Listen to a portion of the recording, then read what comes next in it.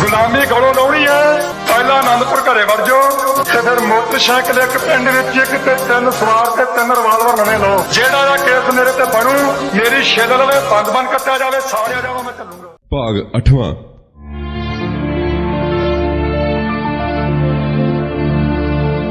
ਮਰਦੇ ਮੁਜਾਹਿਦ ਸੰਤ ਜਰਨੈਲ ਸਿੰਘ ਜੀ ਖਾਲਸਾ ਭਿੰਡਰਾਂਵਾਲੇ। ਅਸੀਂ ਕੱਲ ਗੱਲ ਕਰ ਰਹੇ ਸੀ ਕਿ ਜਿਹੜਾ ਹੁਕਮਨਾਮਾ ਇੰਦਰਾ ਗਾਂਧੀ ਨੇ ਲੌਂਗੋਵਾਲ ਦੇ ਰਾਹੀਂ, ਟੌੜੇ ਦੇ ਰਾਹੀਂ ਗਿਆਨੀ ਕਿਰਪਾਲ ਸਿੰਘ ਕੋਲੋਂ ਜਾਰੀ ਕਰਵਾਇਆ ਸੀ, ਅਪੀਲ ਰੂਪੀ ਹੁਕਮਨਾਮਾ, ਉਹਦਾ ਜਵਾਬ ਭਾਈ ਕੰਵਰ ਸਿੰਘ ਦੇ ਰਾਹੀਂ ਸੰਤ ਜਰਨੈਲ ਸਿੰਘ ਜੀ ਭਿੰਡਰਾਂਵਾਲਿਆਂ ਨੇ ਕਿਵੇਂ ਦਿੱਤਾ, ਇਹ ਅਸੀਂ ਕੱਲ ਗੱਲ ਬਹੁਤ ਡਿਟੇਲ ਦੇ ਵਿੱਚ ਵੇਰਵੇ ਨਾਲ ਕੀਤੀ। ਹੋਰ ਵੀ ਕਈ ਗੱਲਾਂ ਅਜਿਹੀਆਂ ਹੁਕਮਨਾਮੇ 'ਚ ਦਿੱਤੀਆਂ ਗਈਆਂ, ਉਹਨਾਂ ਦਾ ਬਹੁਤ ਤਰਤੀਬ ਦੇ ਨਾਲ ਤੇ ਬੜਾ ਵਿਸਥਾਰ ਦੇ ਨਾਲ ਉਸ ਦਾ ਜਿਹੜਾ ਸੀ ਉਹ ਜਵਾਬ ਦਿੱਤਾ ਭਾਈ ਕੰਵਰ ਸਿੰਘ ਦੇ ਰਾਹੀਂ ਲਿਖਤੀ ਰੂਪ ਦੇ ਵਿੱਚ ਸੰਤ ਜਰਨੈਲ ਸਿੰਘ ਹੋਰਾਂ ਨੇ। ਇਹ ਹੁਕਮਨਾਮੇ ਤੋਂ ਸਪਸ਼ਟ ਹੋ ਗਿਆ ਸੀ ਕਿ ਸੁਰਿੰਦਰ ਸਿੰਘ ਸੋਢੀ ਦੀ ਸ਼ਹਾਦਤ ਤੋਂ ਬਾਅਦ, ਕਿ ਸੁਰਿੰਦਰ ਸਿੰਘ ਸੋਢੀ ਦੀ ਸ਼ਹੀਦੀ ਹੈ, ਜਿਹੜੀ ਸ਼ਹਾਦਤ ਹੈ, ਉਹ ਆਪਣੇ ਆਪ ਦੇ ਵਿੱਚ ਕੇਂਦਰੀ ਏਜੰਸੀਆਂ ਵੱਲੋਂ ਅਕਾਲੀਆਂ ਦੇ ਰਾਹੀਂ ਇੱਕ ਅਜਿਹੀ ਦਸਤਕ ਸੀ, ਇੱਕ ਅਜਿਹਾ ਸੰਕੇਤ ਸੀ ਜਿਸ ਨੂੰ ਜਿਹੜਾ ਆਪਾਂ ਕਹਿ ਦਿੰਦੇ ਆ ਕਿ ਸੰਤ ਜਰਨੈਲ ਸਿੰਘ ਜੀ ਖਾਲਸਾ ਭਿੰਡਰਾਂਵਾਲੇ ਸਿਆਸੀ ਤੌਰ ਤੇ ਮਾਰ ਖਾ ਗਏ, ਜਾਂ ਜਿਨ੍ਹਾਂ ਬਾਰੇ ਆਪਾਂ ਕਹਿ ਦਿੰਦੇ ਆ ਕਿ ਉਹਨਾਂ ਨੂੰ ਦੁਨਿਆਵੀ ਪੜ੍ਹਾਈ ਇੰਨੀ ਨਹੀਂ ਸੀ ਹਾਸਲ, ਤਾਂ ਇਸ ਕਰਕੇ ਉਹ ਅਕਾਲੀਆਂ ਕੋਲੋਂ ਮਾਰ ਖਾ ਗਏ।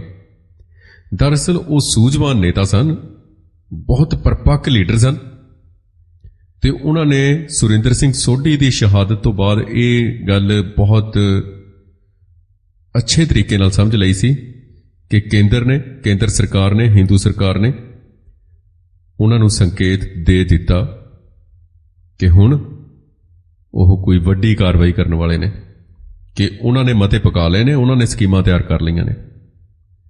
ਤੇ ਅਕਾਲੀ ਉਹਨਾਂ ਸਕੀਮਾਂ 'ਚ ਭਾਈਵਾਲ ਸਨ, ਬਰਾਬਰ ਦੇ ਭਾਈਵਾਲ ਸਨ ਕੇਂਦਰ ਸਰਕਾਰ ਦੀਆਂ। ਸੰਤ ਜਰਨੈਲ ਸਿੰਘ ਖਾਲਸਾ ਭਿੰਡਰਾਂਵਾਲੇ ਦੇ ਸਾਰੇ ਦੁਸ਼ਮਣ ਬਣ ਚੁੱਕੇ ਸਨ, ਅਕਾਲੀ ਵੀ, ਕਾਂਗਰਸ ਤਾਂ ਹੈ ਹੀ ਸੀ ਪਹਿਲਾਂ ਤੋਂ ਹੀ, ਇੰਦਰਾ ਗਾਂਧੀ ਵੀ, ਤੇ ਜਿੰਨੀਆਂ ਅਸੀਂ ਵਾਰ-ਵਾਰ ਦੱਸਦੇ ਹਾਂ, ਜਿੰਨੀਆਂ ਹਿੰਦੂ ਜਥੇਬੰਦੀਆਂ ਪੰਜਾਬ ਤੋਂ ਬਾਹਰ ਦੀਆਂ, ਭਾਵੇਂ ਪੰਜਾਬ ਦੀਆਂ, ਤੇ ਜਿੰਨੇ ਵੀ ਟੁੱਕੜ ਬੋਝ ਸਨ ਇੰਦਰਾ ਗਾਂਧੀ ਦੇ, ਲੌਂਗੋਵਾਲ, ਬਾਦਲ, ਟੌੜਾ, ਇਹ ਸਾਰੇ ਆਪਸ ਦੇ ਵਿੱਚ ਮਿਲ ਚੁੱਕੇ ਸਨ ਸੰਤ ਜਰਨੈਲ ਸਿੰਘ ਜੀ ਨੂੰ ਖਤਮ ਕਰਨ ਦੇ ਲਈ। ਸੋ ਗੱਲ ਕਰਦੇ ਹਾਂ, ਥੋੜੀ ਜਿਹੀ ਗੱਲ ਰਹਿ ਗਈ ਸੀ ਕੱਲ ਹੁਕਮਨਾਮੇ ਬਾਰੇ ਗੱਲ ਕਰਨ ਦੀ। ਹੁਕਮਨਾਮੇ 'ਚ ਇੱਕ ਗੱਲ ਲਿਖੀ ਸੀ ਕਿ ਹਰਿਮੰਦਰ ਸਾਹਿਬ ਦੀ ਪਵਿੱਤਰਤਾ ਹਰ ਹਾਲਤ 'ਚ ਕਾਇਮ ਰੱਖੀ ਜਾਵੇ, ਹਮੇਸ਼ਾ ਲਈ ਕਦੀ ਕੋਈ ਮਾੜੀ ਘਟਨਾ ਨਾ ਵਾਪਰੇ ਜਿਸ ਦਾ ਸੰਗਤਾਂ ਤੇ ਬੁਰਾ ਅਸਰ ਪੈਂਦਾ ਹੋਵੇ ਤੇ ਗੁਰਸੰਗਤਾਂ ਦੇ ਆਉਣ ਜਾਣ 'ਚ ਵਿਘਨ ਪੈਂਦਾ ਹੋਵੇ। ਇਹਨਾਂ ਨੂੰ ਸਾਰਿਆਂ ਨੂੰ ਪਤਾ ਸੀ ਕਿ ਸੰਤ ਜਰਨੈਲ ਸਿੰਘ ਜੀ ਸਾਹਿਬ ਸ੍ਰੀ ਗੁਰੂ ਗ੍ਰੰਥ ਸਾਹਿਬ ਦੇ ਪੱਕੇ ਮੰਨਣ ਵਾਲੇ ਨੇ, ਉਹਦੇ 'ਚ ਸ਼ਰਧਾ ਰੱਖਣ ਵਾਲੇ ਨੇ, ਤੇ ਸ੍ਰੀ ਗੁਰੂ ਗ੍ਰੰਥ ਸਾਹਿਬ ਦੇ ਸਤਿਕਾਰ ਲਈ, ਮਾਣ ਸਤਿਕਾਰ ਲਈ, ਪਵਿੱਤਰਤਾ ਲਈ ਉਹ ਆਪਣੀ ਜਾਨ ਦੇ ਦੇਣਗੇ, ਪਰ ਉਹ ਪਿੱਛੇ ਨਹੀਂ ਹਟਣਗੇ। ਇਹ ਗੱਲ ਉਹਨਾਂ ਨੂੰ ਪਤਾ ਸੀ, ਸਾਰਿਆਂ ਨੂੰ ਚੰਗੀ ਤਰ੍ਹਾਂ ਪਤਾ ਸੀ। ਸਿੱਖ ਸੰਗਤਾਂ ਦਾ ਇੰਨਾ ਸਤਿਕਾਰ ਕਰਦੇ ਸਨ ਸੰਤ ਜਰਨੈਲ ਸਿੰਘ ਜੀ ਖਾਲਸਾ ਕਿ ਉਹਨਾਂ ਨੂੰ ਵੀ ਉਹ ਆਪਣੇ ਤੋਂ ਉੱਚਾ ਦਰਜਾ ਦਿੰਦੇ ਸਨ। ਸੰਗਤਾਂ ਨੂੰ, ਹਰਿਮੰਦਰ ਸਾਹਿਬ ਦੀ ਪਵਿੱਤਰਤਾ ਨੂੰ ਵੀ ਆਪਣੇ ਤੋਂ ਉੱਚਾ ਦਰਜਾ ਦਿੰਦੇ ਸਨ। ਸਾਹਿਬ ਸ੍ਰੀ ਗੁਰੂ ਗ੍ਰੰਥ ਸਾਹਿਬ ਨੂੰ ਤਾਂ ਪੂਰਾ ਉਹ ਇੰਨਾ ਮਾਣ ਤਾਣ ਦਿੰਦੇ ਸਨ ਕਿ ਉਹਨਾਂ ਗੁਰੂ ਗ੍ਰੰਥ ਸਾਹਿਬ ਦੀ ਪਵਿੱਤਰਤਾ ਜਦੋਂ ਚੰਦੋ ਕਲਾਂ 'ਚ ਭੰਗ ਕੀਤੀ ਗਈ ਪੰਜਾਬ ਪੁਲਿਸ ਵੱਲੋਂ, ਉਸ ਤੋਂ ਬਾਅਦ ਹੀ ਸਾਰਾ ਕੁਛ ਇਹ ਵੱਧਦਾ ਅੱਗੇ। ਤਾਂ ਇਹ ਇਹਨਾਂ ਲੋਕਾਂ ਨੂੰ ਸਾਰਿਆਂ ਨੂੰ ਪਤਾ ਸੀ, ਇਸ ਕਰਕੇ ਉਹਨਾਂ ਨੂੰ ਇਹ ਹੁਕਮਨਾਮੇ ਰਾਹੀਂ ਬਲੈਕਮੇਲ ਕਰਨ ਦੀ ਕੋਸ਼ਿਸ਼ ਕੀਤੀ ਗਈ। ਪਹਿਲਾਂ ਸੁਰਿੰਦਰ ਸਿੰਘ ਸੋਢੀ ਦੀ ਸ਼ਹਾਦਤ ਹੁੰਦੀ ਹੈ ਤੇ ਫਿਰ ਉਤੋਂ ਗਿਆਨੀ ਕਿਰਪਾਲ ਸਿੰਘ ਦੇ ਰਾਹੀਂ ਇਹ ਹੁਕਮਨਾਮਾ ਜਾਰੀ ਕਰਵਾਇਆ ਜਾਂਦਾ, ਜਿਹਦੇ ਤੇ ਕੱਲ ਵੀ ਚਰਚਾ ਕੀਤੀ ਸੀ ਅਸੀਂ, ਤੇ ਅੱਜ ਵੀ ਕਰ ਰਹੇ ਹਾਂ ਥੋੜੀ ਜਿਹੀ। ਤੇ ਹੁਕਮਨਾਮੇ ਦਾ ਸੰਤਾਂ ਨੇ ਭਾਈ ਕੰਵਰ ਸਿੰਘ ਦੇ ਰਾਹੀਂ ਜਵਾਬ ਕੀ ਦਿੱਤਾ? ਉਹ ਕਹਿੰਦੇ ਨੇ ਕਿ ਸ਼੍ਰੀ ਦਰਬਾਰ ਸਾਹਿਬ ਵਿਖੇ ਸ਼ਸਤਰਾਂ ਦੀ ਸਿਖਲਾਈ ਤੇ ਪਰਖ, ਕਿਸੇ ਪੰਥ ਦੋਖੀ, ਸੂਈਏ ਸਾਜ਼ਸ਼ੀ ਤੇ ਮੱਸੇ ਰੰਗੜ ਤੇ ਮਸੰਦਾਂ ਦਾ ਸੋਧਿਆ ਜਾਣਾ ਸਿੱਖ ਸੰਗਤਾਂ 'ਚ ਉਤਸ਼ਾਹ ਤੇ ਆਤਮ ਵਿਸ਼ਵਾਸ ਪੈਦਾ ਕਰਦਾ ਤੇ ਸ਼੍ਰੀ ਦਰਬਾਰ ਸਾਹਿਬ ਦੀ ਪਵਿੱਤਰਤਾ ਬਹਾਲ ਰੱਖਣ 'ਚ ਸਹਾਈ ਵੀ ਹੁੰਦਾ। ਅਜਿਹਾ ਕਰਨਾ ਨਾ ਹੀ ਕੋਈ ਮਾੜੀ ਘਟਨਾ ਤੇ ਨਾ ਹੀ ਇਹਦਾ ਸੰਗਤਾਂ 'ਚ ਕੋਈ ਮਾੜਾ ਅਸਰ ਹੈ, ਤੇ ਨਾ ਹੀ ਇਹਦੇ ਨਾਲ ਗੁਰ ਸੰਗਤਾਂ ਦੇ ਆਉਣ ਜਾਣ 'ਚ ਕੋਈ ਵਿਘਨ ਪੈਂਦਾ। ਹਾਂ, ਇਸ ਗੱਲ ਨਾਲ ਪੰਥ ਦੋਖੀਆਂ ਤੇ ਜ਼ਰੂਰ ਅਸਰ ਪੈਂਦਾ। ਉਹ ਬੇਦਿਲ ਹੁੰਦੇ ਨੇ, ਉਹ ਟੁੱਟ ਜਾਂਦੇ ਨੇ, ਤੇ ਉਹਨਾਂ ਦੇ ਆਉਣ ਜਾਣ 'ਚ ਵੀ ਵਿਘਨ ਪੈਂਦਾ। ਕੀ ਅਜਿਹਾ ਹੋਣਾ ਨਹੀਂ ਚਾਹੀਦਾ? ਇਹ ਜਵਾਬ ਦਿੱਤਾ ਸੀ ਹੁਕਮਨਾਮੇ ਦੀ ਉਸ ਜਿਹੜੀ ਬੰਦਿਸ਼ ਲਾਈ ਗਈ ਸੀ। ਇੱਕ ਹੋਰ ਗੱਲ ਲਿਖੀ ਹੋਈ ਸੀ ਹੁਕਮਨਾਮੇ 'ਚ, ਕਹਿੰਦੇ ਵੀ ਸ਼੍ਰੋਮਣੀ ਅਕਾਲੀ ਦਲ ਵੱਲੋਂ ਚਲਾਏ ਜਾ ਰਹੇ ਧਰਮ ਯੁੱਧ ਮੋਰਚੇ 'ਚ ਸਾਰੀਆਂ ਸਿੱਖ ਜਥੇਬੰਦੀਆਂ ਨੂੰ ਆਪਣੇ ਮਤਭੇਦ ਭੁਲਾ ਕੇ ਵੱਧ ਚੜ੍ਹ ਕੇ ਡਟਵੀਂ ਮਦਦ ਕਰਨੀ ਚਾਹੀਦੀ ਹੈ। ਇਹਦੇ ਨਾਲ ਮੋਰਚੇ ਦੀ ਸਫਲਤਾ ਹੋਏਗੀ। ਤਾਂ ਸੰਤਾਂ ਨੇ ਇਹਦਾ ਕੀ ਜਵਾਬ ਦਿੱਤਾ? ਉਹ ਕਹਿੰਦੇ ਨੇ ਕਿ ਸਾਨੂੰ ਖਿਮਾ ਕਰਨਾ, ਅਸੀਂ ਆਪ ਜੀ ਦੀ ਇਸ ਗੱਲ ਦੇ ਨਾਲ ਸਹਿਮਤ ਨਹੀਂ ਕਿ ਇਹ ਮੋਰਚਾ ਸਿਰਫ ਅਕਾਲੀ ਦਲ ਦਾ। ਇਹ ਮੋਰਚਾ ਸਮੁੱਚੇ ਖਾਲਸਾ ਪੰਥ ਦਾ ਸਾਂਝਾ ਮੋਰਚਾ ਹੈ, ਜਿਹਦੇ 'ਚ ਸਾਰੀਆਂ ਸਿੱਖ ਜਥੇਬੰਦੀਆਂ ਵੱਧ ਚੜ੍ਹ ਕੇ ਹਿੱਸਾ ਪਾ ਰਹੀਆਂ ਨੇ ਤੇ ਕੁਰਬਾਨੀਆਂ ਵੀ ਕਰ ਰਹੀਆਂ ਨੇ। ਤੇ ਆਪ ਜੀ ਸਮੁੱਚੇ ਪੰਥ ਦੇ ਸਰਬਰਾਹ ਹੋ, ਤੇ ਆਪ ਜੀ ਵੱਲੋਂ ਇੱਕ ਸਿਆਸੀ ਧੜੇ ਦਾ ਪੱਖ ਲੈਣਾ ਠੀਕ ਨਹੀਂ ਲੱਗਦਾ। ਜੋ ਰਾਜ ਕਰੇਗਾ ਖਾਲਸਾ ਤੇ ਦਸਮੇਸ਼ ਪਿਤਾ ਦੇ ਹਥਿਆਰਬੰਦ ਘੋਲ ਦੇ ਸੰਕਲਪ ਨਾਲ ਟੁੱਟ ਕੇ ਸਿੱਖ ਸਿਧਾਂਤ ਦੇ ਉਲਟ ਗਾਂਧੀਵਾਦੀ ਸੱਤਿਆਗ੍ਰਹਿ ਦੇ ਸੰਕਲਪ ਨਾਲ ਬੰਨ੍ਹ ਕੇ ਸਿੱਖ ਸੰਗਤਾਂ ਨੂੰ ਗੁੰਮਰਾਹ ਕਰ ਰਿਹਾ ਹੋਵੇ। ਸੋ ਆਪ ਜੀ ਨੇ ਮੋਰਚੇ ਦੀ ਸਫਲਤਾ ਬਾਰੇ ਕਿਹਾ ਕਿ ਸਾਡੀ ਦਸਮੇਸ਼ ਪਿਤਾ ਅੱਗੇ ਹਰ ਸਮੇਂ ਅਰਦਾਸ ਹੈ ਕਿ ਮੋਰਚੇ ਦੀ ਸਫਲਤਾ ਹੋਵੇ, ਪਰ ਗੁਰੂ ਦਾ ਹੁਕਮ ਹੈ ਕਿ ਜਬ ਲਗ ਖਾਲਸਾ ਰਹਿ ਨਿਆਰਾ ਤਬ ਲਗ ਤੇਜ ਦਿਓ ਮੈਂ ਸਾਰਾ, ਜਬ ਇਹ ਗਹਿ ਵਿਪਰਨ ਕੀ ਰੀਤ ਮੈਂ ਨਾ ਕਰੂੰ ਇਨਕੀ ਪ੍ਰਤੀਤ। ਇਸ ਗੱਲ ਨੂੰ ਭੁੱਲ ਕੇ ਗੁਰੂ ਦਾ ਜਿਹੜਾ ਰਾਹ ਛੱਡ ਕੇ ਗਾਂਧੀ ਦਾ ਰਾਹ ਫੜ ਕੇ ਵਿਪਰਨ ਕੀ ਰੀਤ 'ਚ ਪੈ ਕੇ ਗੁਰੂ ਦੀ ਪ੍ਰਤੀਤ ਤੋਂ ਬਿਨਾਂ ਕਿਹੜੀ ਸਫਲਤਾ ਮਿਲ ਸਕਦੀ ਹੈ? ਤੁਸੀਂ ਦੱਸੋ ਜਥੇਦਾਰ ਜੀ। ਤੇ 21 ਮਹੀਨਿਆਂ 'ਚ ਕਿਹੜੀ ਮਿਲੀ ਹੈ ਹੁਣ ਤੱਕ? 21 ਮਹੀਨੇ ਹੋ ਗਏ ਸਨ ਉਦੋਂ ਮੋਰਚਾ ਲੱਗੇ ਨੂੰ, ਤੇ ਮੋਰਚੇ ਦੀ ਸਫਲਤਾ ਵੀ ਗੁਰੂ ਦਾ ਰਾਹ ਫੜਿਆ ਹੀ ਮਿਲ ਸਕਦੀ ਹੈ। ਤੇ ਤੁਹਾਡੇ ਵੱਲੋਂ ਕਿਹਾ ਗਿਆ ਕਿ ਪੰਥ ਵੱਲੋਂ ਮੋਰਚਾ ਆਪਣੀ ਵੱਖਰੀ ਹਸਤੀ ਦੀ ਕਾਇਮੀ ਲਈ ਹੈ। ਤਾਂ ਨਿਰਸੰਦੇਹ ਇਹ ਮੋਰਚਾ ਪੰਥ ਵੱਲੋਂ ਆਪਣੀ ਵੱਖਰੀ ਤੇ ਆਜ਼ਾਦ ਹਸਤੀ ਦੀ ਕਾਇਮੀ ਲਈ ਲੜਿਆ ਜਾ ਰਿਹਾ ਹੈ। ਤੇ ਤੁਸੀਂ ਕਿਹਾ ਕਿ ਅਜੇ ਵੀ ਜ਼ਬਰ ਤੇ ਜ਼ੁਲਮ ਦੇ ਬੱਦਲ ਸਾਡੀ ਮਾਣ ਮਰਿਆਦਾ ਤੇ ਹੋਂਦ ਨੂੰ ਖਤਮ ਕਰਨ ਲਈ ਮੰਡਰਾ ਰਹੇ ਨੇ।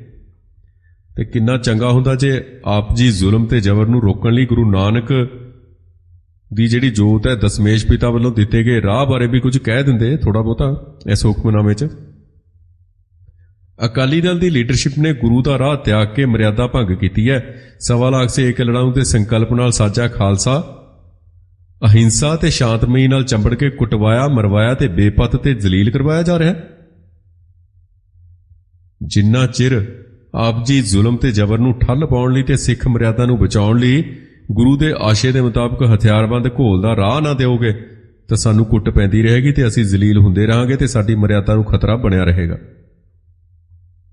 ਤੇ ਆਪ ਜੀ ਨੇ ਕਿਹਾ ਕਿ ਪਿਛਲੇ ਸਮੇਂ 'ਚ ਹੋਈਆਂ ਮੰਦਭਾਗੀਆਂ ਘਟਨਾਵਾਂ ਤੇ ਚਿੰਤਾ ਪ੍ਰਗਟ ਕਰਦੇ ਹੋਏ ਸਮੂਹ ਗੁਰਸਿੱਖਾਂ, ਸਿੱਖ ਜਥੇਬੰਦੀਆਂ, ਸੰਪਰਦਾਵਾਂ, ਸਭਾਵਾਂ, ਪੰਥ ਦਰਦੀਆਂ ਤੇ ਸਮੂਹ ਖਾਲਸਾ ਪੰਥ ਨੂੰ ਅਪੀਲ ਕਰਦੇ ਆ ਕਿ ਉਹ ਆਪਣੇ ਮਤਭੇਦ, ਵਖਰੇਵੇਂ ਤੇ ਗੁੱਸੇ ਗਿਲੇ ਲਾਂਭੇ ਰੱਖ ਕੇ ਪੰਥ ਦੀ ਚੜ੍ਹਦੀ ਕਲਾ, ਗੁਰਧਾਮਾਂ ਦੀ ਪਵਿੱਤਰਤਾ ਤੇ ਪੰਥਕ ਜਥੇਬੰਦੀ ਸ਼੍ਰੋਮਣੀ ਅਕਾਲੀ ਦਲ ਵੱਲੋਂ ਚਲਾਏ ਜਾ ਰਹੇ ਧਰਮ ਯੁੱਧ ਮੋਰਚੇ ਦੀ ਸਫਲਤਾ ਲਈ ਕੋਈ ਅਜਿਹੀ ਕਾਰਵਾਈ ਜਾਂ ਗੱਲ ਨਾ ਕਰਨ ਜਿਹਦੇ ਨਾਲ ਪੰਥ ਦੀ ਮਾਣ ਮਰਿਆਦਾ ਭੰਗ ਹੁੰਦੀ ਹੋਵੇ, ਜਾਂ ਗੁਰਧਾਮਾਂ ਦੀ ਬੇਅਦਬੀ ਹੁੰਦੀ ਹੋਵੇ, ਜਾਂ ਗੁਰੂ ਸਾਹਿਬ ਦੇ ਸੱਚੇ ਸੁੱਚੇ ਤੇ ਉੱਚੇ ਉਪਦੇਸ਼ਾਂ ਤੇ ਮਰਿਆਦਾ ਨੂੰ ਸੱਟ ਵੱਜਦੀ ਹੋਵੇ, ਜਾਂ ਸੱਚਖੰਡ ਸ੍ਰੀ ਹਰਿਮੰਦਰ ਸਾਹਿਬ ਅੰਮ੍ਰਿਤਸਰ ਦੀ ਮਹਿਮਾ ਤੇ ਪਵਿੱਤਰਤਾ ਘਟਾਉਂਦੀ ਹੋਵੇ।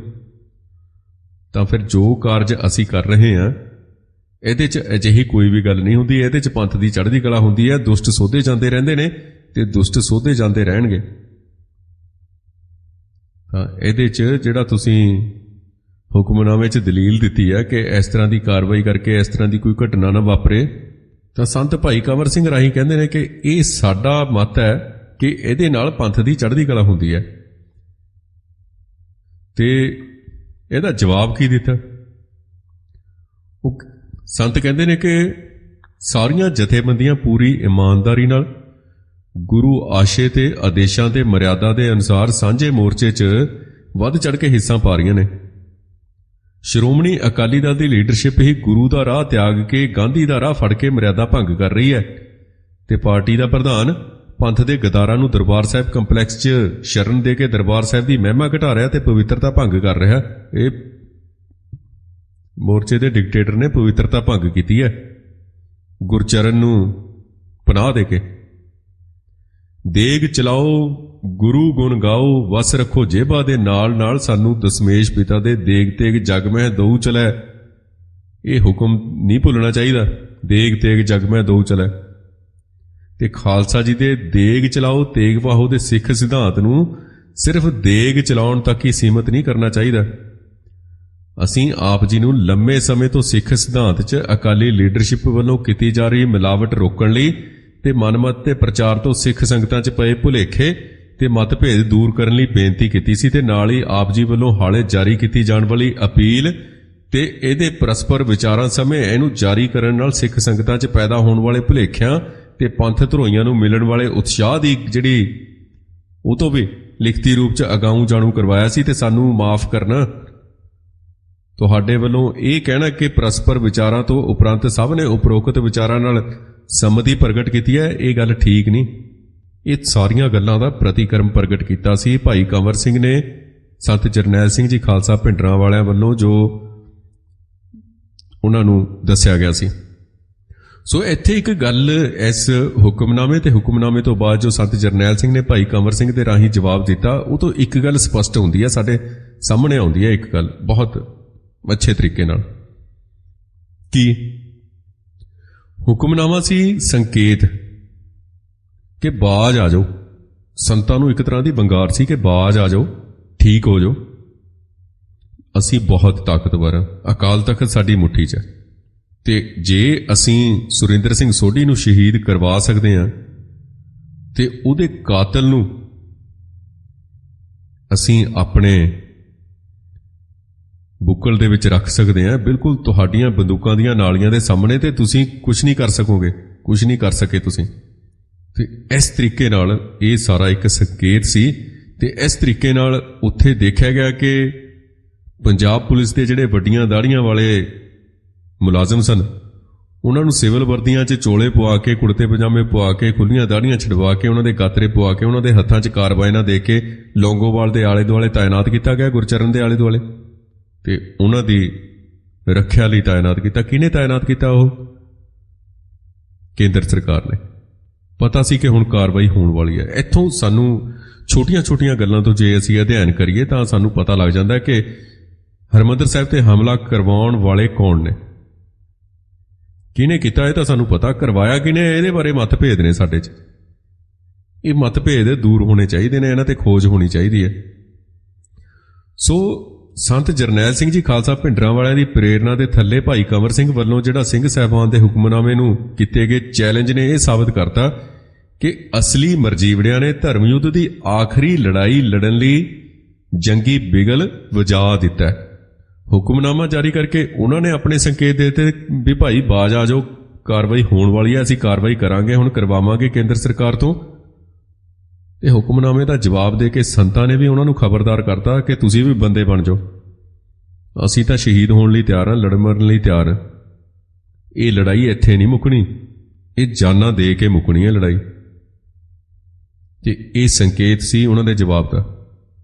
ਇਹ ਆਪਣੇ ਆਪ ਦੇ ਵਿੱਚ ਜਦੋਂ ਅਸੀਂ ਜਵਾਬ ਪੜ੍ਹਾਂਗੇ, ਉਹ ਦਸਤਾਵੇਜ਼ ਨੂੰ ਪੜ੍ਹਾਂਗੇ ਭਾਈ ਕੰਵਰ ਸਿੰਘ ਵੱਲੋਂ ਜਿਹੜਾ ਤਿਆਰ ਕੀਤਾ ਗਿਆ ਸੀ ਸੰਤਾਂ ਦੀ ਸਲਾਹ ਦੇ ਨਾਲ, ਉੱਥੋਂ ਸਾਬਤ ਹੁੰਦਾ ਕਿ ਗੱਲ ਸਪਸ਼ਟ ਹੈ ਕਿ ਹੁਣ ਤਾਂ ਆਰ-ਪਾਰ ਦੀ ਲੜਾਈ ਹੈ।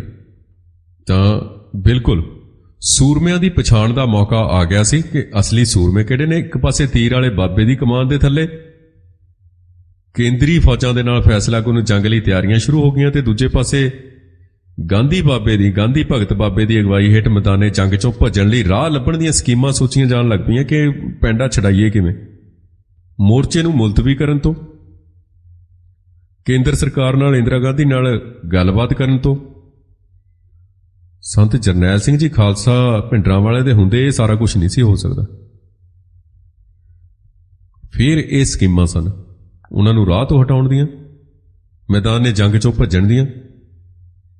ਤੇ ਆਕਾਸ਼ ਰੂਪੀ ਨਗਾਰਾ ਖੜਕ ਪਿਆ, ਨਿਸ਼ਾਨਾ ਵਿੰਨ ਕੇ ਜ਼ਖਮ ਕੀਤੇ ਗਏ ਸਨ ਤੇ ਜਿਹੜੇ ਸੂਰਮੇ ਕਈ ਚਿਰਾਂ ਤੋਂ ਰਣ ਖੇਤਰ 'ਚ ਜੰਗ ਦੀ ਤਿਆਰੀ 'ਚ ਰੁੱਝੇ ਹੋਏ ਸਨ, ਅੱਜ ਉਹਨਾਂ ਦੇ ਜੂਝਣ ਦਾ ਵੇਲਾ ਆ ਗਿਆ। ਦੁਰਗਾ, ਭਗਵਤੀ ਦੇਵੀ, ਚੰਡੀ ਦੇਵੀ, ਲਾਟਾਂ ਵਾਲੀ, ਸ਼ੇਰਾਂ ਵਾਲੀ, ਐਮਰਜੈਂਸੀ ਵਾਲੀ, ਕਾਲੀ, ਸਫਦਰ ਜੰਗ ਵਾਲੀ, ਹਿੰਦੂ ਮਿਥਿਹਾਸ ਵਿਚਲੀ ਸ਼ਕਤੀ ਦੀ ਦੇਵੀ, ਇਹਦੇ ਸਬੰਧ 'ਚ ਕਿਹੜੀ ਉਹ ਉਪਮਾ ਸੀ, ਅਲੰਕਾਰ ਸੀ, ਉਹ ਕਿਹੜੀ ਖਾਸ ਚੀਜ਼ ਸੀ ਜਿਹਦੇ ਨਾਲ ਲੇਖਕਾਂ ਨੇ, ਸ਼ਾਇਰਾਂ ਨੇ, ਕਲਾਕਾਰਾਂ ਨੇ, ਸਮਰਥਕਾਂ ਨੇ ਤੇ ਉਹਦੇ ਪ੍ਰਸ਼ੰਸਕਾਂ ਨੇ ਤੇ ਆਲੋਚਕਾਂ ਨੇ ਪੈਸੇ ਦੇ ਕੇ, ਪੈਸੇ ਲੈ ਕੇ, ਡਰਾਬੇ 'ਚ ਚਾਹੇ ਪਿਆਰ ਨਾਲ ਤੇ ਚਾਹੇ ਲਾਲਚ ਦੇ ਕੇ ਉਹਨਾਂ ਨੇ ਕੀ ਉਸ ਦੇ ਅਲੰਕਾਰ ਦੇ ਵਿੱਚ ਸ਼ਬਦ ਕਹੇ। ਤੇ ਇਹਨਾਂ ਸਾਰਿਆਂ ਨੇ ਇੰਦਰਾ ਗਾਂਧੀ ਨੂੰ ਜੂਨ 1975 'ਚ ਨੈਸ਼ਨਲ ਐਮਰਜੈਂਸੀ ਲਾਗੂ ਕਰਨ ਦੇ ਪਿੱਛੋਂ ਕੀ ਤੁਲਨਾ ਨਹੀਂ ਸੀ ਦਿੱਤੀ, ਕੀ ਨਾਮ ਨਹੀਂ ਸੀ ਦਿੱਤੇ, ਕੀ ਉਪਨਾਮ ਨਹੀਂ ਸੀ ਦਿੱਤੇ। ਐਮਰਜੈਂਸੀ ਹਟੀ, ਜਨਤਾ ਜਿੱਤੀ, ਜਨਤਾ ਫੇਰ ਹਾਰੀ, ਦੁਬਾਰਾ ਇੰਦਰਾ ਦੀ ਵਾਰੀ। ਸਮੇਂ ਦੀ ਸੁੰਦਰੀ ਤੁਰਦੀ ਆਈ ਤੁਰਦੀ ਜਾਂਦੀ, ਕਦੇ ਨਾ ਥੱਕਦੀ ਕਿਤੇ ਨਾ ਰੁਕਦੀ। ਤੇ 1980 ਤੋਂ 1984 ਗੁਹਾਟੀ ਤੋਂ ਬੰਬਈ ਤੱਕ, ਸ਼੍ਰੀਨਗਰ ਤੋਂ ਕੰਨਿਆਕੁਮਾਰੀ ਤੱਕ ਸਾਰੇ ਮੁਲਕ 'ਚ ਥਾਂ ਤੇ ਧਰਮਾਂ 'ਚ ਭਾਸ਼ਾ ਦੇ ਆਧਾਰ ਤੇ ਦਹਿਸ਼ਤ, ਵਹਿਸ਼ਤ, ਹਿੰਸਾ, ਅੱਗ ਤੇ ਤੋੜ-ਫੋੜ ਦੀਆਂ ਸਾਰੀਆਂ ਕਾਰਵਾਈਆਂ ਇਹ ਕਿਹਨੇ ਕਰਵਾਈਆਂ? ਇਹ ਅੱਗ ਤੇ ਖੂਨ ਦੀ ਖੇਡ ਦੇ ਅਸਰ ਦੇ ਥੱਲੇ ਇਹ ਪੰਜਾਬ ਵੀ ਨਹੀਂ ਬਚ ਸਕਿਆ ਆਉਣ ਤੋਂ। ਕੌਣ ਲੈ ਕੇ ਆਇਆ, ਕਿਸ ਤਰੀਕੇ ਨਾਲ ਲੈ ਕੇ ਆਇਆ, ਕਿਵੇਂ ਲੈ ਕੇ ਆਇਆ, ਉਹਦੇ ਪਿੱਛੇ ਮਕਸਦ ਕੀ ਸੀ, ਇਹ ਇੱਕ ਵੱਖਰੀ ਗੱਲ ਹੈ। ਅਸੀਂ ਤਾਂ ਸੰਤਾਂ ਦੀ ਗੱਲ ਕਰ ਰਹੇ ਹਾਂ। ਤੇ ਸਭ ਤੋਂ ਪਹਿਲਾਂ ਇੰਦਰਾ ਨੇ ਪਾਰਲੀਮਾਨੀ ਬੋਰਡ ਨੂੰ ਆਪਣੇ ਵਿਸ਼ਵਾਸ 'ਚ ਲਿਆ ਤੇ ਫਿਰ 25 ਮਈ 1984 ਨੂੰ, ਮਾਫ ਕਰਨਾ 24 ਮਈ 1984 ਨੂੰ ਵੈਸਟਰਨ ਕਮਾਂਡ ਨੂੰ ਪੰਜਾਬ 'ਚ ਆਰਮੀ ਐਕਸ਼ਨ ਕਰਨ ਲਈ ਹਦਾਇਤਾਂ ਜਾਰੀ ਕਰ ਦਿੱਤੀਆਂ। ਤੇ ਇੰਦਰਾ ਗਾਂਧੀ ਨੇ ਗਿਆਨੀ ਜੈਲ ਸਿੰਘ ਨੂੰ ਭਰੋਸੇ 'ਚ ਲੈਣ ਦੀ ਜ਼ਰੂਰਤ ਨਹੀਂ ਸਮਝੀ ਤੇ ਮੁਲਕ ਦੇ ਰਾਸ਼ਟਰਪਤੀ ਨੂੰ ਕੰਡਿਆਂ ਤੋਂ ਘੜੀਸ ਕੇ ਉਹਨਾਂ ਨੂੰ ਉਹਨਾਂ ਦੀ ਔਕਾਤ ਸਮਝਾਉਣਾ ਚਾਹੁੰਦੇ ਸਨ।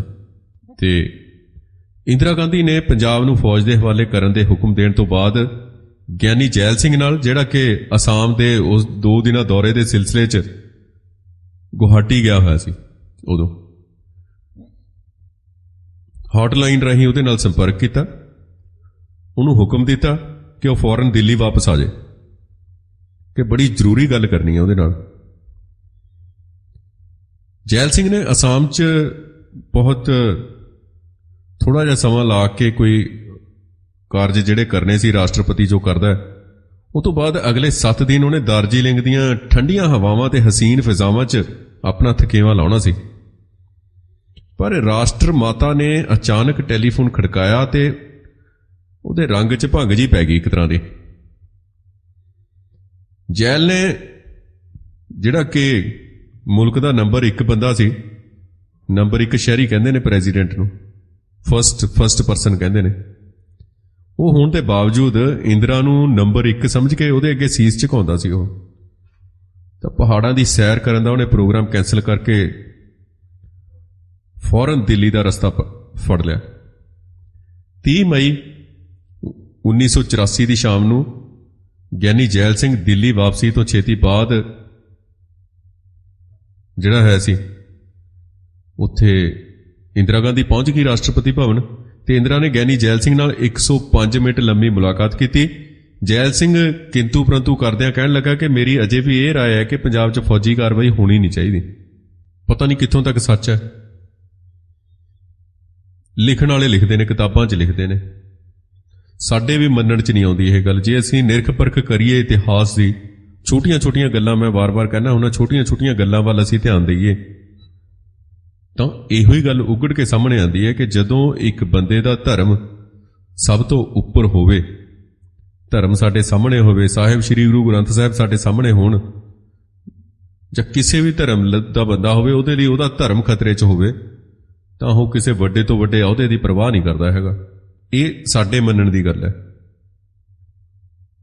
ਪਰ ਗਿਆਨੀ ਜੈਲ ਸਿੰਘ ਵਰਗੇ ਬੰਦੇ ਜਾਂ ਮਨਮੋਹਨ ਸਿੰਘ ਵਰਗੇ ਬੰਦੇ ਜਾਂ ਇਸ ਤਰ੍ਹਾਂ ਦੇ ਹੋਰ ਬੰਦੇ ਜਿਹੜੇ ਇਤਿਹਾਸ 'ਚ ਕਾਫੀ ਵੱਡੀ ਗਿਣਤੀ ਹੈ ਜਿਨ੍ਹਾਂ ਦੀ, ਤੇਜਾ ਸਿੰਘ, ਪਹਾੜਾ ਸਿੰਘ, ਲਾਲ ਸਿੰਘ, ਡੋਗਰੇ, ਇਹ ਲਿਸਟ ਲੰਮੀ ਹੈ ਕਾਫੀ। ਤਾਂ ਇਹ ਲਾਲਚ ਵਸ ਆ ਕੇ ਇਹਨਾਂ ਨੇ ਆਪਣੇ ਜਿਹੜੇ ਧਰਮ ਨੂੰ ਤਿਲਾਂਜਲੀ ਦੇ ਕੇ ਜਿਹੜਾ ਹੈ ਵਿਰੋਧੀਆਂ ਦਾ ਸਾਥ ਦਿੱਤਾ, ਹਮੇਸ਼ਾ ਦਿੱਤਾ। ਲਾਲਚ 'ਚ ਆਏ, ਡਰ 'ਚ ਆਏ, ਬਹਿਕਾਵੇ 'ਚ ਆਏ, ਕਈ ਤਰ੍ਹਾਂ ਦੀਆਂ ਗੱਲਾਂ ਹੋ ਸਕਦੀਆਂ ਨੇ। ਹਰ ਕਿਸੇ ਕੋਲ ਮੌਕਾ ਹੁੰਦਾ ਹੈ ਆਪਣੀ ਕੌਮ ਦੀ ਸੇਵਾ ਕਰਨ ਦੇ ਲਈ, ਹਰ ਕਿਸੇ ਕੋਲ ਮੌਕਾ ਹੁੰਦਾ ਆਪਣੀ ਕੌਮ ਦੇ ਲਈ ਕੁਰਬਾਨੀ ਕਰਨ ਲਈ। ਰਾਸ਼ਟਰਪਤੀ ਬਹੁਤ ਵੱਡਾ ਅਹੁਦਾ ਹੁੰਦਾ ਹੈ ਤੇ ਇੱਕ ਸਬ ਇੰਸਪੈਕਟਰ ਤੇ ਸਿਪਾਹੀ ਦਾ ਉਹਦਾ ਬਹੁਤ ਛੋਟਾ ਅਹੁਦਾ ਹੁੰਦਾ ਹੈ। ਤੇ ਉਹ ਸਬ ਇੰਸਪੈਕਟਰ ਤੇ ਸਿਪਾਹੀ ਦੀ ਗੱਲ ਬਾਅਦ 'ਚ ਕਰਾਂਗੇ, ਕੌਮ ਦੇ ਹੀਰਿਆਂ ਦੀ। ਤੇ ਰਾਸ਼ਟਰਪਤੀ ਨੂੰ ਜੋ ਕਰਨਾ ਚਾਹੀਦਾ ਸੀ ਉਸਨੇ ਨਹੀਂ ਕੀਤਾ। ਕਹਿਣ ਚਾਹੁੰਦਾ, ਸੁਣਨ ਚਾਹੁੰਦਾ, ਉਹ ਗੱਲਾਂ ਵੱਖਰੀਆਂ ਨੇ। ਜੇ ਅਧਿਐਨ ਕੀਤਾ ਜਾਵੇ ਉਹਨਾਂ ਗੱਲਾਂ ਦਾ, ਉਹਦੇ ਤੱਥ ਤੇ ਉਹਦੇ ਅਰਥ ਵੱਖਰੇ ਨਿਕਲਦੇ ਨੇ। ਜੋ ਵੀ ਕਿਹਾ ਉਹਨੇ, ਜੋ ਵੀ ਉਹਨਾਂ ਦੀ ਗੱਲਬਾਤ ਹੋਈ, ਪਰ ਇੱਥੇ ਅਸੀਂ ਇਹ ਗੱਲ ਪੂਰੇ ਜਬੇ ਨਾਲ, ਪੂਰੀ ਹਿੱਕ ਠੋਕ ਕੇ ਕਹਿ ਸਕਦੇ ਹਾਂ ਕਿ ਜੇ ਚਾਹੁੰਦਾ ਤਾਂ ਰਾਸ਼ਟਰਪਤੀ ਇੰਦਰਾ ਗਾਂਧੀ ਨੂੰ ਗ੍ਰਿਫਤਾਰ ਕਰਵਾ ਸਕਦਾ ਸੀ, ਪੂਰੇ ਮੁਲਕ ਦੇ ਵਿੱਚ ਰਾਸ਼ਟਰਪਤੀ ਰਾਜ ਲਾਗੂ ਕਰਵਾ ਸਕਦਾ ਸੀ, ਪਰ ਅਜਿਹਾ ਨਹੀਂ ਹੋਇਆ। ਤਾਂ ਇਹ ਸਾਰਾ ਕੁਝ ਕਰਨ ਤੋਂ ਬਾਅਦ ਇਹਨਾਂ ਦੀ ਮੀਟਿੰਗ ਹੋਈ ਇੰਦਰਾ ਗਾਂਧੀ ਤੇ ਜੈਲ ਸਿੰਘ ਦੀ, ਤੇ ਮੀਟਿੰਗ ਖਤਮ ਹੋਈ। ਮੀਟਿੰਗ ਦੇ ਵਿੱਚ ਕੀ ਫੈਸਲਾ ਹੋਇਆ, ਕੀ ਨਹੀਂ ਹੋਇਆ, ਇਹ ਗੱਲਾਂ ਨੇ ਲੇਖਕਾਂ ਨੇ ਆਪਣੇ ਆਪਣੇ ਤੁੱਕੇ ਲਾਏ ਨੇ ਸਾਰਿਆਂ ਨੇ ਲਿਖਣ ਦੇ। ਗਿਆਨੀ ਜੈਲ ਸਿੰਘ ਨੇ ਇਹ ਕਿਹਾ, ਇੰਦਰਾ ਗਾਂਧੀ ਨੇ ਇਹ ਕਿਹਾ, ਉਹ ਕਿਹਾ, ਆਹ ਗੱਲ ਹੋਈ, ਪਰ ਸਹਿਮਤੀ ਤਾਂ ਦੋਵਾਂ ਦੀ ਸੀ। ਗਿਆਨੀ ਜੈਲ ਸਿੰਘ ਦੀ ਸਹਿਮਤੀ ਤੋਂ ਬਿਨਾਂ ਇਹ ਕੁਝ ਨਹੀਂ ਹੋ ਸਕਦਾ। ਜੇ ਗਿਆਨੀ ਜੈਲ ਸਿੰਘ ਸਹਿਮਤ ਨਾ ਹੁੰਦਾ, ਉਸ ਦੇ ਬਾਵਜੂਦ ਇੰਦਰਾ ਗਾਂਧੀ ਦਰਬਾਰ ਸਾਹਿਬ ਤੇ ਹਮਲਾ ਕਰਨ ਦਾ ਹੁਕਮ ਦਿੰਦੀ, ਤਾਂ ਫਿਰ ਰਾਜੀਵ ਗਾਂਧੀ ਹੈ ਜਿਹੜਾ ਉਹ ਪ੍ਰਧਾਨ ਮੰਤਰੀ ਨਾ ਬਣ ਸਕਦਾ। ਇਹ ਗੱਲਾਂ ਵੱਖਰੀਆਂ ਨੇ।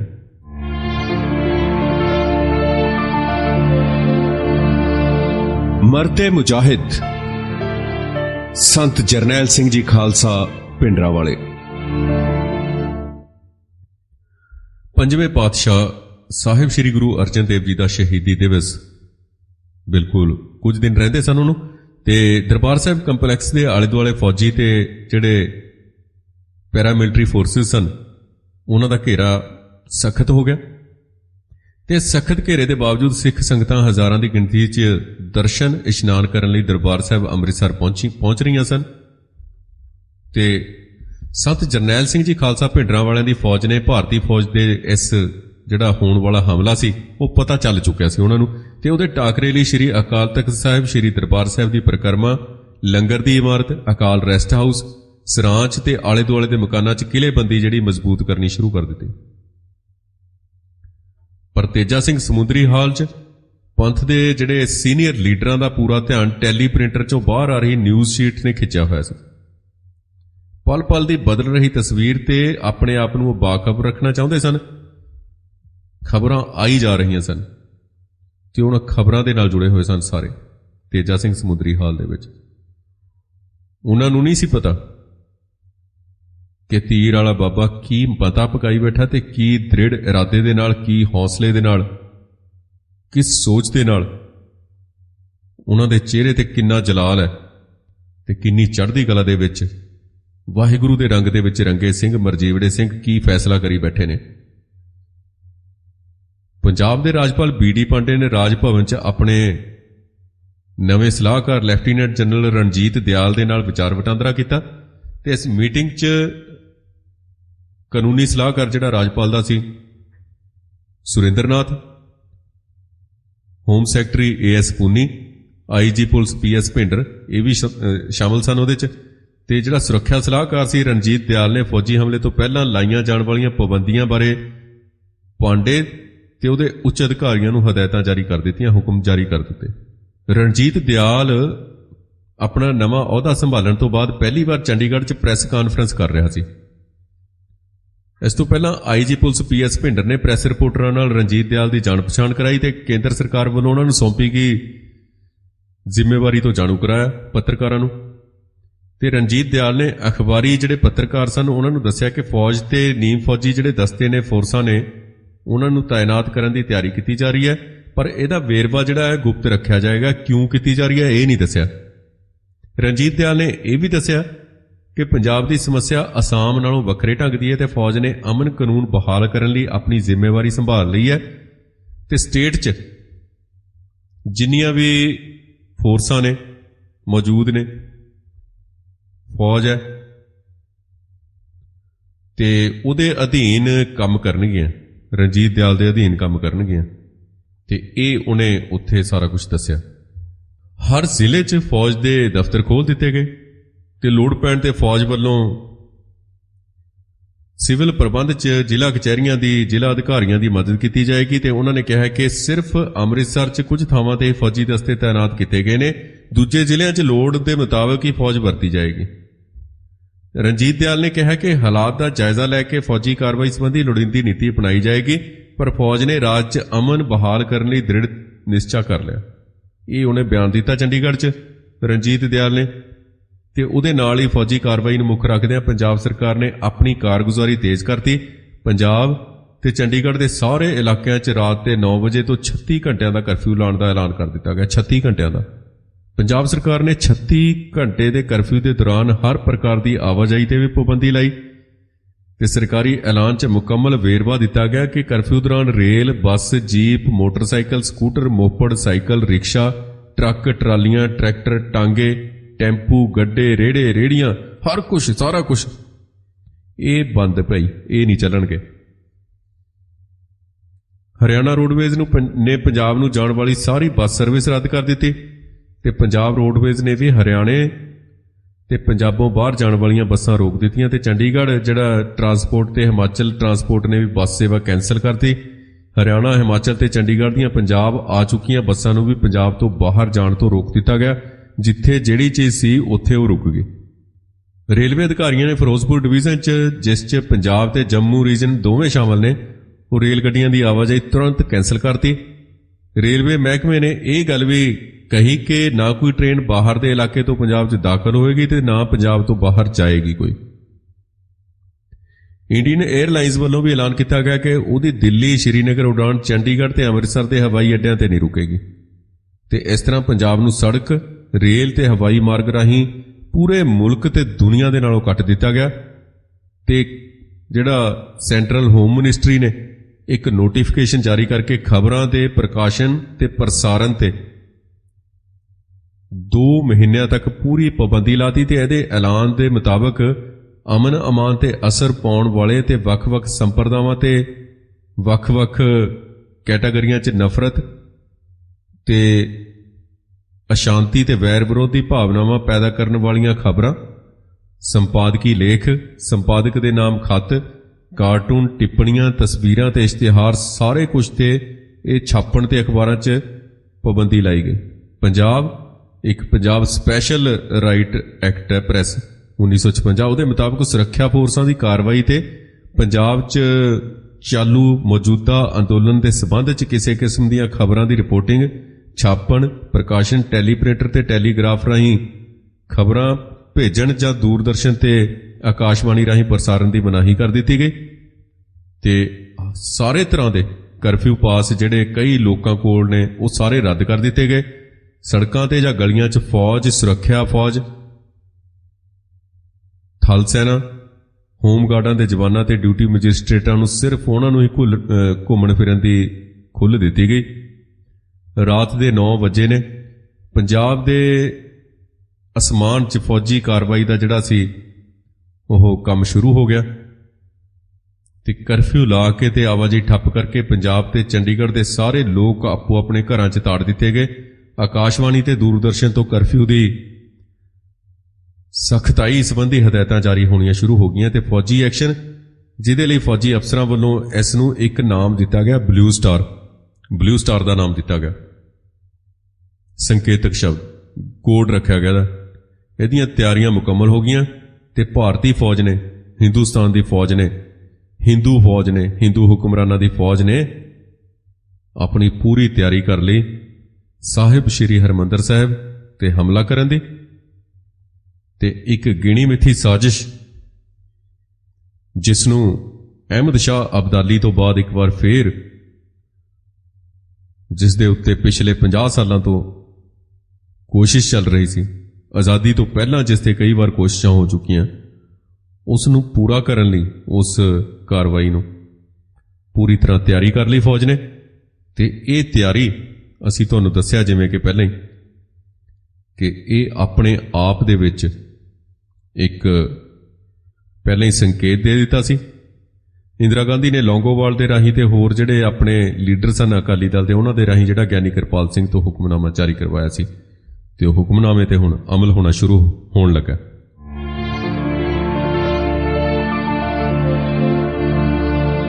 ਮਰਦੇ ਮੁਜਾਹਿਦ ਸੰਤ ਜਰਨੈਲ ਸਿੰਘ ਜੀ ਖਾਲਸਾ ਪਿੰਡਰਾਵਾਲੇ। ਹਰਿਮੰਦਰ ਸਾਹਿਬ ਕੰਪਲੈਕਸ ਦੇ ਚਾਰਾਂ ਪਾਸਿਆਂ ਤੋਂ ਭਾਰਤ ਦੀ ਜਿਹੜੀ ਫੌਜ ਸੀ ਉਹਨੇ ਅੰਨ੍ਹੇਵਾਹ ਫਾਇਰਿੰਗ ਸ਼ੁਰੂ ਕਰ ਦਿੱਤੀ ਸਾਰੇ ਪਾਸਿਆਂ ਤੋਂ। ਇਹ 1 ਜੂਨ 1984 ਦੀ ਗੱਲ ਹੈ ਜੀ 11:30 ਵਜੇ ਦਾ ਸਮਾਂ ਸਵੇਰ ਦਾ, ਦੁਪਹਿਰ ਤੋਂ ਪਹਿਲਾਂ ਦਾ 11:30 ਵਜੇ ਇਹ ਫਾਇਰਿੰਗ ਸ਼ੁਰੂ ਹੁੰਦੀ ਹੈ। ਫੌਜ ਨੇ, ਸੀਆਰਪੀ ਨੇ ਤੇ ਬੀਐਸਐਫ ਨੇ ਜਿਹੜੀਆਂ ਉੱਚੀਆਂ ਇਮਾਰਤਾਂ ਸਨ ਸਿਵਲੀਅਨਾਂ ਦੀਆਂ, ਉਹਨਾਂ ਤੇ ਕਬਜ਼ਾ ਕਰਕੇ ਦਰਬਾਰ ਸਾਹਿਬ ਵੱਲ ਨੂੰ ਇਹ ਫਾਇਰਿੰਗ ਸ਼ੁਰੂ ਕੀਤੀ ਤੇ ਸੰਤ ਭਿੰਡਰਾਂ ਵਾਲਿਆਂ ਦੇ ਸੇਵਕਾਂ ਵੱਲੋਂ ਵੀ ਗੋਲੀਬਾਰੀ ਦਾ ਮੂੰਹ ਤੋੜ ਜਵਾਬ ਦਿੱਤਾ ਜਾ ਰਿਹਾ ਸੀ। ਇੱਕ ਅੰਦਾਜ਼ੇ ਦੇ ਮੁਤਾਬਕ 10,000 ਤੋਂ ਵੱਧ ਗੋਲੀਆਂ ਚਲਾਈਆਂ ਗਈਆਂ ਤੇ ਬਹੁਤ ਸਾਰੀਆਂ ਗੋਲੀਆਂ ਸ੍ਰੀ ਹਰਿਮੰਦਰ ਸਾਹਿਬ ਤੇ ਵੀ ਲੱਗੀਆਂ। ਇਸ ਗੋਲੀਬਾਰੀ 'ਚ 10 ਸ਼ਰਧਾਲੂ ਸ਼ਹੀਦ ਹੋ ਗਏ ਤੇ 20 ਤੋਂ ਵੱਧ ਜ਼ਖਮੀ ਹੋਏ। ਲੱਗ ਰਿਹਾ ਸੀ ਕਿ ਸੁਰੱਖਿਆ ਫੋਰਸਾਂ ਵੱਲੋਂ ਸ੍ਰੀ ਦਰਬਾਰ ਸਾਹਿਬ ਤੇ ਕੀਤੇ ਜਾਣ ਵਾਲੇ ਵੱਡੇ ਹਮਲੇ ਦੀ ਇਹ ਰਹਿਸਲ ਸੀ। ਇਹ ਜਿਹੜੇ ਸੀਆਰਪੀਐਫ ਤੇ ਬੀਐਸਐਫ ਵੱਲੋਂ ਗੋਲੀ ਚਲਾਈ ਗਈ, 7.5 ਘੰਟੇ ਗੋਲੀ ਚੱਲਦੀ ਰਹੀ ਹੈ। ਇਸੇ ਤਰ੍ਹਾਂ ਸ਼੍ਰੋਮਣੀ ਕਮੇਟੀ ਦਾ ਮੀਤ ਸਕੱਤਰ ਅਵਿਨਾਸ਼ੀ ਸਿੰਘ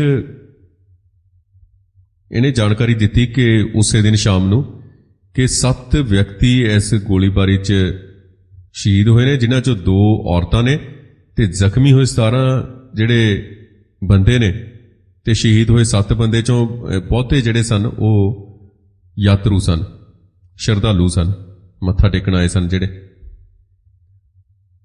ਦਰਬਾਰ ਸਾਹਿਬ ਕੰਪਲੈਕਸ ਤੋਂ ਬਾਹਰ ਇੱਕ ਔਰਤ ਸਮੇਤ 3 ਬੰਦੇ ਮਾਰੇ ਗਏ ਤੇ ਜ਼ਖਮੀ ਹੋਣ ਵਾਲੇ 5 ਵਿਅਕਤੀਆਂ 'ਚੋਂ 2 ਸੀਆਰਪੀਐਫ ਦੇ ਜਿਹੜੇ ਕਰਮਚਾਰੀ ਸਨ। ਲੌਂਗੋਵਾਲ ਨੇ ਸ੍ਰੀ ਹਰਿਮੰਦਰ ਸਾਹਿਬ ਦੇ ਚਾਰੇ ਪਾਸਿਓਂ ਕੀਤੀ ਜਾ ਰਹੀ ਫਾਇਰਿੰਗ ਨੂੰ ਇੱਕ ਅਸੀਂ ਕਹੀਏ ਕਿ ਅੱਖਾਂ ਪੁੰਝਣ ਵਾਲੀ ਗੱਲ, ਇੱਕ ਨਾਟਕੀ ਬਿਆਨ, ਡਰਾਮੇਬਾਜ਼ੀ ਵਾਲਾ ਬਿਆਨ ਦਿੰਦੇ ਹੋਏ ਕਿਹਾ ਕਿ ਦਰਬਾਰ ਸਾਹਿਬ ਤੇ ਸਿੱਧਾ ਹਮਲਾ। ਤੇ ਉਹਨੇ ਜਿਵੇਂ ਹੁਣ ਆਪਾਂ ਸੋਚੀਏ ਇਸ ਗੱਲ ਨੂੰ, ਪੂਰੇ ਪਿੱਛੇ ਜਾ ਕੇ ਅਸੀਂ ਧਿਆਨ ਦੇਈਏ ਕਿ ਕਿਵੇਂ ਲੂੰਬੜ ਚਾਲਾਂ ਚੱਲ ਕੇ ਇਹਨਾਂ ਨੇ ਸੰਤਾਂ ਨੂੰ ਸ਼ਹੀਦ ਕਰਵਾਇਆ ਤੇ ਝੂਠਾ ਮੂਠਾ ਜਿਹਾ ਇੱਕ ਇਲਜ਼ਾਮ ਲਾਇਆ ਕਿ ਸਰਕਾਰ ਸਿੱਖਾਂ ਨੂੰ ਖਤਮ ਕਰਨ ਤੇ ਤੁਲੀ ਹੋਈ ਹੈ।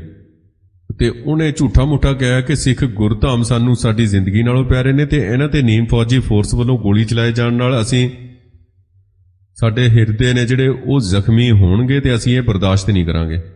ਲੌਂਗੋਵਾਲ ਅੰਨ੍ਹੇਵਾਹ ਹੋ ਰਹੀ ਫਾਇਰਿੰਗ ਦੇ ਨਾਲ ਆਪਣੀ ਜ਼ਿੰਦਗੀ ਖਤਰੇ 'ਚ ਮਹਿਸੂਸ ਕਰ ਰਿਹਾ ਸੀ ਤੇ ਉਹਨੇ ਤੇਜਾ ਸਿੰਘ ਸਮੁੰਦਰੀ ਹਾਲ ਦੀ ਉੱਪਰਲੀ ਮੰਜ਼ਲ ਤੋਂ ਆਪਣੀ ਰਿਹਾਇਸ਼ ਬਦਲ ਕੇ ਹੇਠਲੀ ਮੰਜ਼ਲ ਤੇ ਲਿਆਂਦੀ ਤੇ ਉਹਨੇ ਵਿਗੜਦੇ ਹੋਏ ਹਾਲਾਤ ਨੂੰ ਸਾਹਮਣੇ ਰੱਖਦੇ ਹੋਏ 2 ਜੂਨ ਸ਼ਨੀਵਾਰ ਨੂੰ ਸਵੇਰੇ ਅਕਾਲੀ ਹਾਈ ਕਮਾਨ ਦੀ ਮੀਟਿੰਗ ਬੁਲਾ ਲਈ ਤੇ ਦੂਜੇ ਪਾਸੇ ਸੰਤ ਜਰਨੈਲ ਸਿੰਘ ਜੀ ਖਾਲਸਾ ਭਿੰਡਰਾਂ ਵਾਲੇ ਸ੍ਰੀ ਅਕਾਲ ਤਖਤ ਸਾਹਿਬ ਦੇ ਵਿੱਚ ਡਟੇ ਹੋਏ ਸਨ ਤੇ ਉਹ ਕਹਿ ਰਹੇ ਸਨ ਕਿ ਸਰਕਾਰ ਨੇ ਸ੍ਰੀ ਦਰਬਾਰ ਸਾਹਿਬ ਤੇ ਹਮਲਾ ਕਰ ਦਿੱਤਾ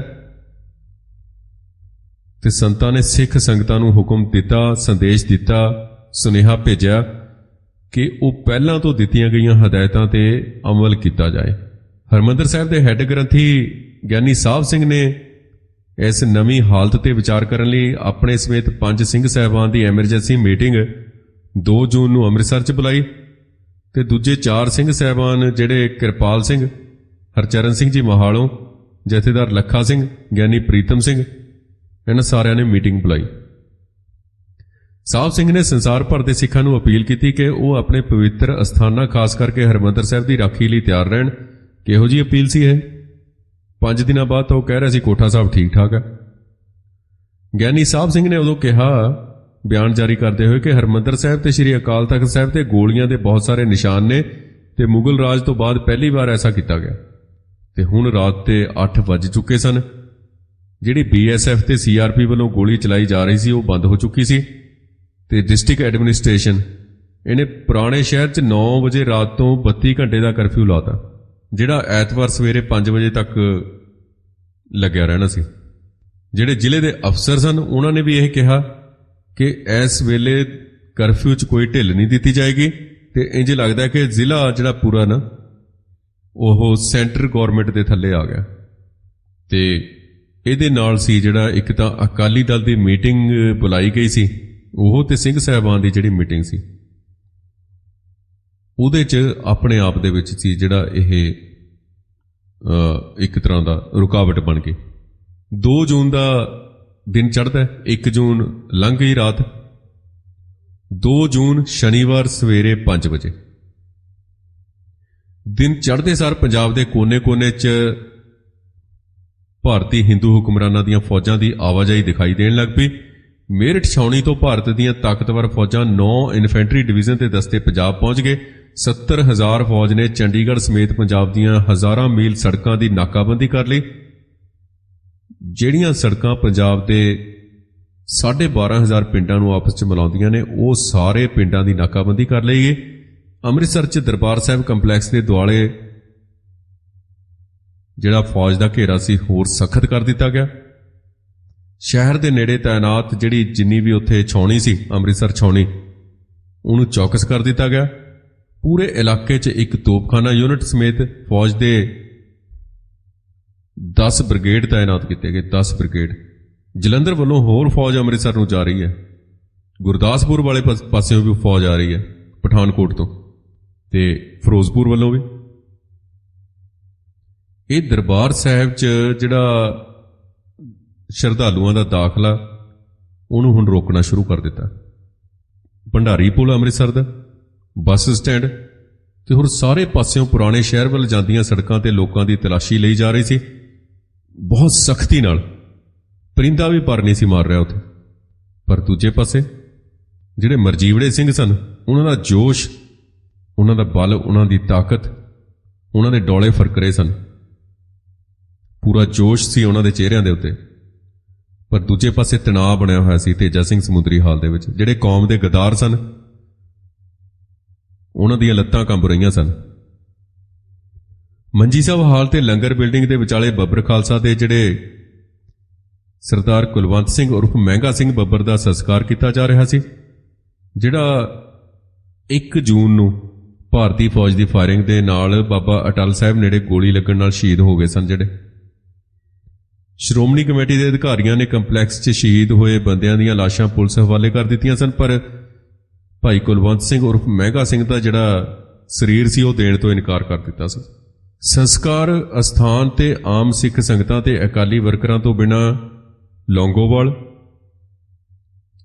ਟੌੜਾ, ਗਿਆਨੀ ਸਾਹਿਬ ਸਿੰਘ, ਬੱਬਰ ਖਾਲਸਾ ਦੇ ਮੁਖੀ ਸੁਖਦੇਵ ਸਿੰਘ, ਸੰਤ ਜਰਨੈਲ ਸਿੰਘ ਭਿੰਡਰਾਂਵਾਲਿਆਂ ਦੇ ਨੁਮਾਇੰਦੇ ਭਾਈ ਸੁਜਾਨ ਸਿੰਘ ਖਾਲਸਾ, ਕਮੇਟੀ ਦੇ ਸਕੱਤਰ ਭਾਨ ਸਿੰਘ ਤੇ ਮੀਤ ਸਕੱਤਰ ਅਵਨਾਸ਼ੀ ਸਿੰਘ, ਅਖੰਡ ਕੀਰਤਨੀ ਜਥੇ ਦੀ ਬੀਬੀ ਅਮਰਜੀਤ ਕੌਰ ਤੇ ਹੋਰ ਬਹੁਤ ਸਾਰੇ ਜਿਹੜੇ ਅਕਾਲੀ ਲੀਡਰ ਉੱਥੇ ਮੌਜੂਦ ਸਨ। ਤੇ ਸਿੱਖੀ ਮਰਿਆਦਾ ਦੇ ਮੁਤਾਬਕ ਸ਼ਹੀਦ ਕੁਲਵੰਤ ਸਿੰਘ ਦਾ ਸੰਸਕਾਰ ਕੀਤਾ ਗਿਆ। ਤੇ ਸਨ 1762 ਤੋਂ ਬਾਅਦ ਇਹ ਪਹਿਲਾ ਮੌਕਾ ਸੀ ਜਦੋਂ ਦਰਬਾਰ ਸਾਹਿਬ ਦੇ ਅੰਦਰ ਕਿਸੇ ਮ੍ਰਿਤਕ ਦੇਹ ਦਾ ਸੰਸਕਾਰ ਕੀਤਾ ਗਿਆ। ਸਨ 1762 'ਚ ਇਸ ਥਾਂ ਤੇ ਮੁਗਲ ਹਮਲਾਵਰ ਜਹਾਨ ਖਾਨ ਦੇ ਨਾਲ ਸਿੰਘਾਂ ਦੀ ਖੂਨੀ ਲੜਾਈ ਦੌਰਾਨ ਕੁਝ ਸਿੰਘ ਸ਼ਹੀਦ ਹੋ ਗਏ ਸਨ, ਜਿਨ੍ਹਾਂ ਦਾ ਸੰਸਕਾਰ ਬਿਲਕੁਲ ਐਸੇ ਥਾਂ ਤੇ ਕੀਤਾ ਗਿਆ ਸੀ।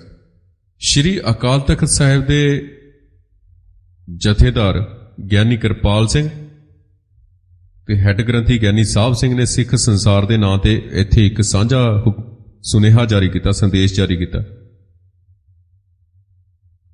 ਇਹਦੇ 'ਚ ਕਿਹਾ ਗਿਆ ਕਿ ਪਵਿੱਤਰ ਹਰਮੰਦਰ ਸਾਹਿਬ ਨੂੰ ਮਲੀਆ ਮੇਟ ਕਰਨ ਲਈ CRP ਤੇ BSF ਨੇ ਆਖਰੀ ਹਮਲਾ ਕੀਤਾ ਤੇ ਮੁਗਲ ਰਾਜ ਵੇਲੇ ਹੋਏ ਹਮਲਿਆਂ ਦੌਰਾਨ ਸ਼੍ਰੀ ਦਰਬਾਰ ਸਾਹਿਬ ਤੇ ਸਿੱਖੀ ਦੀ ਹੋਂਦ ਦੀ ਰੱਖਿਆ ਬਾਬਾ ਦੀਪ ਸਿੰਘ ਜੀ, ਭਾਈ ਮਨੀ ਸਿੰਘ ਜੀ, ਭਾਈ ਸੁੱਖਾ ਸਿੰਘ ਜੀ ਤੇ ਭਾਈ ਮਹਿਤਾਬ ਸਿੰਘ ਜੀ ਨੇ ਕੀਤੀ ਸੀ। ਤੇ ਹੁਣ ਜਿਹੜਾ ਘਾਤਕ ਹਮਲਾ CRP ਤੇ BSF ਨੇ ਕੀਤਾ ਹੈ, ਉਹਨੂੰ ਰੋਕਣ ਲਈ ਸਿੱਖ ਸੰਸਾਰ ਦੀ ਸਮੂਹ ਸੰਗਤ ਤੇ ਸਿੱਖ ਜਥੇਬੰਦੀਆਂ ਨੂੰ ਤਿਆਰ ਰਹਿਣਾ ਚਾਹੀਦਾ ਹੈ ਤਾਂ ਕਿ ਸ਼੍ਰੀ ਦਰਬਾਰ ਸਾਹਿਬ ਦੀ ਪਵਿੱਤਰਤਾ ਕਾਇਮ ਰਹਿ ਸਕੇ।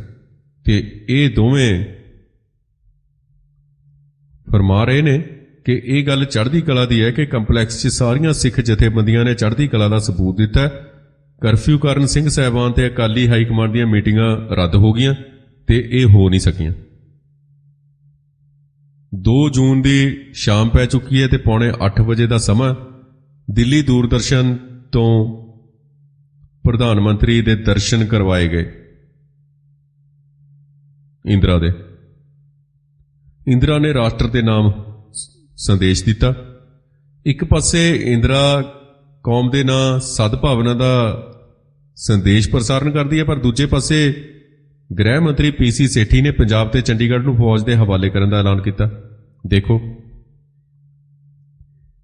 ਕੇਂਦਰੀ ਗ੍ਰਹਿ ਮੰਤਰੀ ਨੇ ਗਵਰਨਰ ਪੰਜਾਬ ਨੂੰ 2 ਮਹੀਨੇ ਲਈ ਚੰਡੀਗੜ੍ਹ ਦਾ ਐਡਮਿਨਿਸਟ੍ਰੇਟਰ ਵੀ ਨਿਯੁਕਤ ਕਰਤਾ ਤੇ ਇਹਦੇ ਨਾਲ ਹੀ ਪੱਛਮੀ ਕਮਾਨ ਦੇ GOC command lieutenant general Ranjit Dayal ਨੂੰ ਪੰਜਾਬ ਦੇ ਗਵਰਨਰ ਦਾ ਸੁਰੱਖਿਆ ਸਲਾਹਕਾਰ ਬਣਾਇਆ ਤੇ ਚੰਡੀਗੜ੍ਹ ਤੇ ਪੰਜਾਬ 'ਚ ਫੌਜ ਨੇ law and order the control ਸੰਭਾਲ ਲਿਆ। ਕੇਂਦਰੀ ਗ੍ਰਹਿ ਮਹਿਕਮੇ ਨੇ ਕਿਹਾ ਕਿ ਪੰਜਾਬ 'ਚ ਪਹਿਲਾਂ ਤਾਇਨਾਤ ਜਿਹੜੀਆਂ ਫੋਰਸਾਂ ਨੇ CRP ਤੇ BSF ਆਰਮੀ ਕਮਾਂਡਰ ਦੇ ਅਧੀਨ ਕੰਮ ਕਰਨਗੀਆਂ ਇਹ, ਤੇ ਪੰਜਾਬ ਨੂੰ ਵਿਦੇਸ਼ੀਆਂ ਬਾਰੇ ਐਕਟ ਦੇ ਹੇਠ ਪ੍ਰੋਹਿਬਿਟਡ ਏਰੀਆ ਵੀ ਕਰਾਰ ਦੇ ਦਿੱਤਾ। ਨਾਲ ਅੰਮ੍ਰਿਤਸਰ 'ਚ ਸ੍ਰੀ ਦਰਬਾਰ ਸਾਹਿਬ ਦੇ ਨੇੜੇ ਘੰਟਾ ਘਰ ਤੇ ਸਰਾਂ ਵੱਲ ਬਿਹਾਰ ਰੈਜੀਮੈਂਟ ਦੀ 12ਵੀਂ ਬਟਾਲੀਅਨ ਦੇ ਜਵਾਨਾਂ ਨੇ CRP ਤੇ BSF ਨਾਲ ਮਿਲ ਕੇ ਪੋਜੀਸ਼ਨਾਂ ਸੰਭਾਲ ਲਈਆਂ ਤੇ ਇਹਨਾਂ ਨੇ ਗੋਲੀ ਚਲਾਈ ਸੀ 1 ਜੂਨ ਨੂੰ ਇਧਰਲੇ ਪਾਸੇ।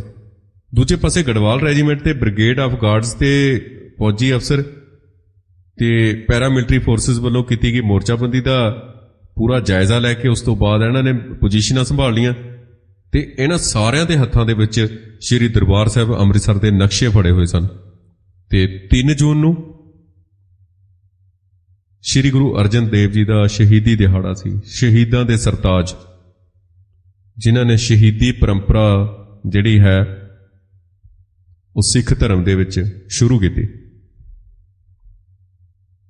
ਸ਼ਹੀਦੀ ਦਿਹਾੜਾ ਪੰਜਾਬ ਤੇ ਚੰਡੀਗੜ੍ਹ ਵਿਸ਼ਵ ਭਰ ਦੇ ਵਿੱਚ ਮਨਾਇਆ ਜਾਂਦਾ। ਸ਼ਰਧਾਂਜਲੀਆਂ ਭੇਟ ਕੀਤੀਆਂ ਜਾਂਦੀਆਂ ਨੇ, ਪਾਠ ਕੀਤੇ ਜਾਂਦੇ ਨੇ, ਅਖੰਡ ਪਾਠ ਸਾਹਿਬ ਦੇ ਭੋਗ ਪਾਏ ਜਾਂਦੇ ਨੇ, ਠੰਡੇ ਮਿੱਠੇ ਪਾਣੀ ਦੀਆਂ ਛਬੀਲਾਂ ਲਾਈਆਂ ਜਾਂਦੀਆਂ ਨੇ। ਤੇ ਉਹ 3 ਜੂਨ 1984 ਨੂੰ ਸ਼ਹੀਦਾਂ ਦੇ ਸਰਤਾਜ ਸ੍ਰੀ ਗੁਰੂ ਅਰਜਨ ਦੇਵ ਜੀ ਦਾ ਸ਼ਹੀਦੀ ਦਿਹਾੜਾ। ਤੇ ਅੰਮ੍ਰਿਤਸਰ 'ਚ ਸਿਰਫ ਅੰਮ੍ਰਿਤਸਰ 'ਚ ਲਾਇਆ ਗਿਆ ਕਰਫਿਊ ਥੋੜਾ ਜਿਹਾ ਹਟਾਇਆ। ਸ੍ਰੀ ਦਰਬਾਰ ਸਾਹਿਬ ਕੰਪਲੈਕਸ ਦੁਆਲੇ ਫੌਜ ਦਾ ਘੇਰਾ ਤੰਗ ਹੋਣ ਕਰਕੇ ਤਣਾਅ ਭਰੇ ਮਾਹੌਲ ਦੇ ਬਾਵਜੂਦ ਸਿੱਖ ਸੰਗਤਾਂ ਬਹੁਤ ਉਤਸ਼ਾਹ ਨਾਲ ਦਰਬਾਰ ਸਾਹਿਬ ਜਾ ਰਹੀਆਂ ਨੇ। ਹੋਰ ਸੰਗਤ ਚਲੀ ਗਈ ਦਰਬਾਰ ਸਾਹਿਬ 2 ਕਾਰਨਾਂ ਕਰਕੇ। ਇੱਕ ਕਾਰਨ ਇਹ ਹੈ ਕਿ ਸ੍ਰੀ ਗੁਰੂ ਅਰਜਨ ਦੇਵ ਜੀ ਦਾ ਸ਼ਹੀਦੀ ਦਿਹਾੜਾ, ਸੰਗਤ ਜ਼ਰੂਰ ਜਾਂਦੀ ਹੈ। ਦੂਜਾ ਕਾਰਨ ਹੈ ਕਿ ਦੇਖੀਏ, ਸੰਤ ਜੀ ਦੇ ਦਰਸ਼ਨ ਕਰੀਏ, ਸੰਤਾਂ ਕੋਲ ਚੱਲੀਏ ਤੇ ਸਾਰਾ ਮਾਹੌਲ ਦੇਖੀਏ। ਇੰਨਾ ਵੱਡਾ ਤੋਪਖਾਨਾ ਆਇਆ ਮੁਲਕ ਦਾ ਚੜ੍ਹ ਕੇ, ਜਿਵੇਂ ਕਿਸੇ ਦੂਜੇ ਮੁਲਕ ਤੇ ਹਮਲਾ ਕਰਨਾ ਹੁੰਦਾ, ਤੇ ਉੱਥੇ ਚੱਲ ਕੇ ਦੇਖੀਏ, ਸੰਤਾਂ ਦੀ ਸਾਰ ਲਈਏ, ਸਿੰਘਾਂ ਦੀ ਸਾਰ ਲਈਏ ਜਿਹੜੇ ਕੌਮ ਨੂੰ ਬਚਾਉਣ ਦੇ ਲਈ ਇੰਨੀ ਵੱਡੀ ਕੁਰਬਾਨੀ ਕਰਨ ਜਾ ਰਹੇ ਨੇ। ਤੇ ਇਹ ਵੀ ਦੇਖੀਏ ਕਿ ਇਹ ਮੁਕਾਬਲਾ ਹੋਏਗਾ ਕਿਵੇਂ। ਬਹੁਤੇ ਲੋਕ ਇਸ ਕਰਕੇ ਵੀ ਗਏ ਕਿ ਦੇਖੀਏ ਕਿੰਨੇ ਲੋਕ ਆਤਮ ਸਮਰਪਣ ਕਰਦੇ ਨੇ, ਕਿਸ ਤਰੀਕੇ ਨਾਲ ਇਹ ਸਾਰੀ ਕਾਰਵਾਈ ਹੋਏਗੀ। ਕਿਸੇ ਦੇ ਤਾਂ ਇਹ ਚਿੱਤ-ਚੇਤੇ ਵੀ ਨਹੀਂ ਸੀ ਕਿ ਫੌਜ ਇਸ ਤਰੀਕੇ ਨਾਲ ਗੋਲਾਬਾਰੀ ਕਰੇਗੀ ਉੱਥੇ। ਇਸ ਕਰਕੇ ਵੀ ਉੱਥੇ ਸੰਗਤ 3 ਜੂਨ ਵਾਲੇ ਦਿਨ ਜਦੋਂ ਕਰਫਿਊ 'ਚ ਢਿੱਲ ਦਿੱਤੀ ਗਈ ਥੋੜੀ ਜਿਹੀ, ਵੱਡੀ ਗਿਣਤੀ 'ਚ ਉੱਥੇ ਸੰਗਤ ਗਈ ਅੰਦਰ। ਤੇ ਕੁਝ ਲੋਕ ਬੱਸ ਅੱਡੇ ਤੇ ਜਾਂ ਰੇਲਵੇ ਸਟੇਸ਼ਨ ਤੇ ਰੁਕੇ ਹੋਏ ਸਨ ਜਿਹੜੇ ਦਰਬਾਰ ਸਾਹਿਬ ਮੱਥਾ ਟੇਕਣ ਆਏ ਸਨ, ਤੇ ਉਹਨਾਂ ਨੂੰ ਕਰਫਿਊ ਕਰਕੇ ਅੱਗੇ ਜਾਣ ਨਹੀਂ ਦਿੱਤਾ ਗਿਆ ਸੀ। ਪਰ ਜਦੋਂ ਕਰਫਿਊ ਦੇ ਵਿੱਚ ਢਿੱਲ ਦਿੱਤੀ ਗਈ ਤਾਂ ਉਹਨਾਂ ਨੂੰ ਸਾਰਿਆਂ ਨੂੰ ਜਾਣ ਦਿੱਤਾ ਗਿਆ ਅੰਮ੍ਰਿਤਸਰ। ਪਤਾ ਨਹੀਂ ਜਾਣ-ਬੁੱਝ ਕੇ ਜਾਣ ਦਿੱਤਾ ਗਿਆ। ਇਹ ਵੀ ਗੱਲ ਆਪਣੇ ਆਪ ਦੇ ਵਿੱਚ ਸੋਚਣ ਵਾਲੀ ਹੈ ਕਿ ਇਹਨਾਂ ਸਾਰਿਆਂ ਨੂੰ, ਜਿਨ੍ਹਾਂ ਦੀ ਗਿਣਤੀ ਕੋਈ 6,500 ਦੇ ਕਰੀਬ ਬਣਦੀ ਹੈ, ਇਹ ਲੋਕ 3 ਜੂਨ ਨੂੰ ਅੰਮ੍ਰਿਤਸਰ ਦੇ ਵਿੱਚ ਗਏ ਜਿਹੜੇ ਅੰਮ੍ਰਿਤਸਰ ਸ਼ਹਿਰ ਨਾਲ ਸੰਬੰਧਿਤ ਨਹੀਂ ਸਨ, ਬਾਹਰੋਂ ਆਏ ਹੋਏ ਸਨ। 6,500 ਦੇ ਕਰੀਬ ਬਣਦੀ ਹੈ। ਤੇ ਸਿੰਘਾਂ ਤੇ ਸਿੰਘਣੀਆਂ ਦੇ ਚਿਹਰਿਆਂ ਤੇ ਖੌਫ ਦਾ ਕੋਈ ਨਿਸ਼ਾਨ ਹੀ ਨਹੀਂ ਸੀ ਦਿਖਾਈ ਦੇ ਰਿਹਾ। ਤੇ ਜਦੋਂ ਇਹ ਸਿੰਘ ਤੇ ਸਿੰਘਣੀਆਂ ਅੰਦਰ ਜਾ ਰਹੇ ਸਨ ਤਾਂ ਜਿਹੜੇ ਲੋਕ ਪਹਿਰਾ ਦੇ ਰਹੇ ਸਨ ਦੁਸ਼ਮਣ ਦੇ, ਫੌਜ ਦੇ, ਉਹ ਇਹ ਗੱਲ ਦੇਖ ਕੇ ਬਹੁਤ ਹੈਰਾਨ ਸਨ ਕਿ ਇਹ ਲੋਕ ਅਸੀਂ ਕਾਰਵਾਈ ਕਰਨ ਆਏ ਆ, ਆਰ-ਪਾਰ ਦੀ ਲੜਾਈ ਲੜਨ ਆਏ ਆ, ਤੇ ਜਿਹੜੇ ਮੁੱਠੀ ਭਰ ਅੰਦਰ ਲੋਕ ਨੇ, ਅਸੀਂ ਤਾਂ ਵੱਡੀਆਂ ਫੌਜਾਂ ਦੇ ਹੱਥ ਖੜੇ ਕਰਵਾ ਦਿੱਤੇ, ਤੇ ਇਹ ਅੰਦਰ ਜਾ ਰਹੇ ਨੇ। ਇਹ ਲੋਕ ਕਿਸ ਤਰੀਕੇ ਨਾਲ ਜਾ ਰਹੇ ਨੇ, ਕਿੰਨਾ ਜਲਾਲ ਆ ਇਹਨਾਂ ਦੇ ਚਿਹਰਿਆਂ ਦੇ ਉੱਤੇ। ਇਸ ਦੇ ਬਾਵਜੂਦ ਤਾਂ ਉਹ ਆਪਣੇ ਆਪ ਦੇ ਵਿੱਚ ਉਦੋਂ ਠਠੰਬਰ ਗਏ। ਸ਼ਾਇਦ ਜਿਹੜੇ ਅੰਦਰ ਸਿੰਘ ਸਨ ਮੋਰਚਿਆਂ ਦੇ ਵਿੱਚ ਡਟੇ ਹੋਏ, ਸ਼ਾਇਦ ਉਹ ਆਪਣਾ ਜਿਹੜਾ ਅਕੀਦਾ ਸੀ, ਆਪਣਾ ਜਿਹੜਾ ਤਹਈਆ ਕੀਤਾ ਹੋਇਆ ਸੀ, ਉਹਦੇ ਵਾਰ ਆਉਣ ਦੀ ਜਿਹੜੀ ਹੈ ਸੀ ਗੱਲ, ਉਹਨਾਂ ਨੇ ਅਰਦਾਸ ਕੀਤੀ ਹੋਈ ਸੀ, ਉਹਨੂੰ ਪੂਰਾ ਹੁੰਦਿਆਂ ਹੋਇਆ ਉਹ ਹੁਣ ਸਮਝਣ ਲੱਗ ਪਏ ਸਨ ਕਿ ਉਹ ਹੁਣ ਪੂਰਾ ਹੋਣ ਵਾਲਾ ਹੈ। ਮਰਾਂ ਤਾਂ ਹਰ ਕੇ ਦੁਆਰ। ਤੇ ਜੇ ਉਹ ਇਸ ਥਾਂ ਤੇ ਮਰ ਵੀ ਗਏ ਤਾਂ ਮੁਕਤੀ ਪ੍ਰਾਪਤ ਕਰਨਗੇ, ਸਿੱਧਾ ਅਕਾਲ ਪੁਰਖ ਵਾਹਿਗੁਰੂ ਦੇ ਚਰਨਾਂ 'ਚ ਉਹਨਾਂ ਨੂੰ ਥਾਂ ਮਿਲਣੀ ਹੈ। ਸ਼ਾਮ ਹੋ ਗਈ ਸੀ 3 ਜੂਨ ਦੀ। ਕਰਫਿਊ ਦੁਬਾਰਾ ਲੱਗਣ ਦਾ ਸਮਾਂ ਤਕਰੀਬਨ ਹੋ ਗਿਆ ਸੀ ਤੇ ਹੁਣ ਜਿਹੜਾ ਵਾਤਾਵਰਣ ਸੀ ਉਹਦੇ 'ਚ ਤਣਾਅ ਉੱਭਰਨਾ ਸ਼ੁਰੂ ਹੋ ਗਿਆ। ਇੰਜ ਲੱਗਦਾ ਕਿ ਕਿਸੇ ਵੀ ਵੇਲੇ ਤਬਾਹੀ ਦਾ ਜਿਹੜਾ ਸਿਲਸਿਲਾ ਉਹ ਸ਼ੁਰੂ ਹੋ ਸਕਦਾ ਹੈ। ਰਾਤ ਹੋਰ ਕਾਲੀ ਹੁੰਦੀ ਗਈ ਤੇ ਇੰਡੀਆ ਦੇ ਪ੍ਰਸਿੱਧ ਜਿਹੜਾ ਡੇਲੀ ਅਖਬਾਰ, ਰੋਜ਼ਾਨਾ ਅਖਬਾਰ Times of India the reporter ਇੱਕ ਹੈਗਾ, ਉਹਦਾ ਨਾਮ ਹੈ ਸੁਭਾਸ਼ ਕਿਰਪੇਕਰ। ਉਹ ਜਲਦੀ 'ਚ ਪੈਰ ਪੁੱਟਦਾ ਅਕਾਲ ਤਖਤ ਸਾਹਿਬ ਦੀਆਂ ਪੌੜੀਆਂ ਚੜ੍ਹਦਾ ਜੀ। ਉੱਥੇ ਉਹ ਸੰਤਾਂ ਕੋਲ ਪਹੁੰਚਦਾ। ਸੰਤ ਜਰਨੈਲ ਸਿੰਘ ਜੀ ਖਾਲਸਾ ਭਿੰਡਰਾਂਵਾਲੇ, ਸਿੱਖ ਪੰਥ ਦੇ ਮਹਾਬਲੀ ਯੋਧੇ, ਉਹਨਾਂ ਦਾ ਇੰਟਰਵਿਊ ਲੈਣ ਦੀ ਕੋਸ਼ਿਸ਼ ਕਰਦਾ। ਉਹ ਬੜਾ ਐਕਸਾਈਟਡ ਹੈ, ਉਤਾਵਲ ਹੈ ਇੰਟਰਵਿਊ ਲੈਣ ਲਈ। ਇਹ ਆਖਰੀ ਇੰਟਰਵਿਊ ਸੀ ਕਿਸੇ ਵੀ ਪ੍ਰੈਸ ਰਿਪੋਰਟਰ ਦੇ ਨਾਲ ਸੰਤ ਜਰਨੈਲ ਸਿੰਘ ਜੀ ਖਾਲਸਾ ਭਿੰਡਰਾਂਵਾਲੇ ਦੀ। ਇਹ ਪੁੱਛਦਾ ਹੈ ਸੰਤਾਂ ਨੂੰ ਕਿ ਕੀ ਤੁਸੀਂ ਮਰਨ ਤੋਂ ਨਹੀਂ ਡਰਦੇ? ਤਾਂ ਸੰਤ ਤੁਰੰਤ ਜਵਾਬ ਦਿੰਦੇ ਨੇ ਕਿ ਸਿੱਖ ਮੌਤ ਤੋਂ ਨਹੀਂ ਡਰਦਾ ਤੇ ਮੌਤ ਤੋਂ ਡਰਨ ਵਾਲਾ ਸਿੱਖ ਨਹੀਂ ਹੈਗਾ। ਉਹ ਕਹਿੰਦਾ ਕਿ ਫੌਜ ਦੀ ਇੰਨੀ ਜ਼ਿਆਦਾ ਗਿਣਤੀ ਹੋਣ ਬਾਰੇ ਤੁਹਾਡਾ ਕੀ ਕਹਿਣਾ? ਇੰਨੀ ਵੱਡੀ ਗਿਣਤੀ 'ਚ ਫੌਜ ਤਾਇਨਾਤ ਆ ਬਾਹਰ। ਸੰਤ ਕਹਿੰਦੇ ਕਿ ਭੇਡਾਂ ਦੀ ਗਿਣਤੀ ਹਮੇਸ਼ਾ ਹੀ ਸ਼ੇਰਾਂ ਨਾਲੋਂ ਵੱਧ ਹੁੰਦੀ ਹੈ। ਜਦ ਸ਼ੇਰ ਸੁੱਤਾ ਹੁੰਦਾ ਤਾਂ ਪੰਛੀ ਬੋਲਦੇ ਨੇ, ਪਰ ਜਦੋਂ ਉਹ ਜਾਗਦਾ ਤਾਂ ਸਾਰੇ ਪਾਸੇ ਚੁੱਪ-ਚਾਂ ਛਾ ਜਾਂਦੀ ਹੈ। ਉਹ ਪ੍ਰੈਸ ਰਿਪੋਰਟਰ ਨੇ ਖਾਲਿਸਤਾਨ ਲਈ ਪਾਕਿਸਤਾਨੀ ਸਹਾਇਤਾ ਬਾਰੇ ਵੀ ਇੱਕ ਸਵਾਲ ਕੀਤਾ, ਪਰ ਉਹ ਇਹ ਕਹਿ ਕੇ ਟਾਲ ਗਏ ਕਿ ਮੈਂ ਹਾਲੇ ਇਸ ਦਾ ਵਿਰੋਧ ਨਹੀਂ ਕੀਤਾ, ਨਾ ਇਹਦੀ ਹਮਾਇਤ ਕੀਤੀ ਹੈ। ਤਾਂ ਇੱਕ ਹੋਰ ਅਹਿਮ ਉਹਨੇ ਸਵਾਲ ਕੀਤਾ ਪੱਤਰਕਾਰ ਨੇ। ਉਹ ਕਹਿੰਦਾ ਕਿ ਆਪਣੇ ਜਾਨਨਸ਼ੀਨ ਉੱਤਰਾਧਿਕਾਰੀ ਦੀ ਨਿਯੁਕਤੀ ਬਾਰੇ ਦੱਸੋ, ਆਪਣੇ ਉੱਤਰਾਧਿਕਾਰੀ ਬਾਰੇ ਦੱਸੋ। ਉਹ ਕਹਿੰਦੇ ਕਿ ਮੇਰਾ ਉੱਤਰਾਧਿਕਾਰੀ ਉਹੀ ਹੋਏਗਾ ਜਿਹੜਾ ਪੂਰਨ ਬ੍ਰਹਮ ਗਿਆਨੀ ਹੋਏਗਾ, ਜਿਹੜਾ ਬਾਣੀ 'ਚ ਪਰਪੱਕ ਹੋਏਗਾ ਕਿ ਤੇ ਸਾਹਿਬ ਸ੍ਰੀ ਗੁਰੂ ਗ੍ਰੰਥ ਸਾਹਿਬ ਦੇ ਸਤਿਕਾਰ ਲਈ ਤੇ ਪਵਿੱਤਰਤਾ ਲਈ ਆਪਣੀ ਜਾਨ ਕੁਰਬਾਨ ਕਰਨ ਵਾਲਾ ਹੋਏਗਾ।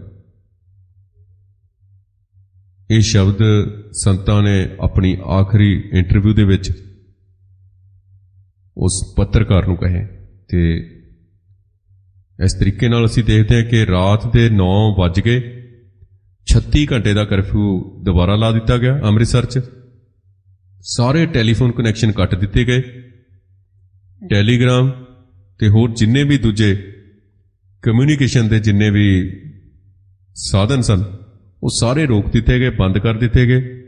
ਪੂਰੇ ਪੰਜਾਬ 'ਚ ਸਾਈਕਲ ਤੋਂ ਲੈ ਕੇ ਹਰ ਤਰ੍ਹਾਂ ਦੀ ਜਿਹੜੀ ਸਵਾਰੀ ਤੇ ਪਾਬੰਦੀ ਲਾਈ ਗਈ।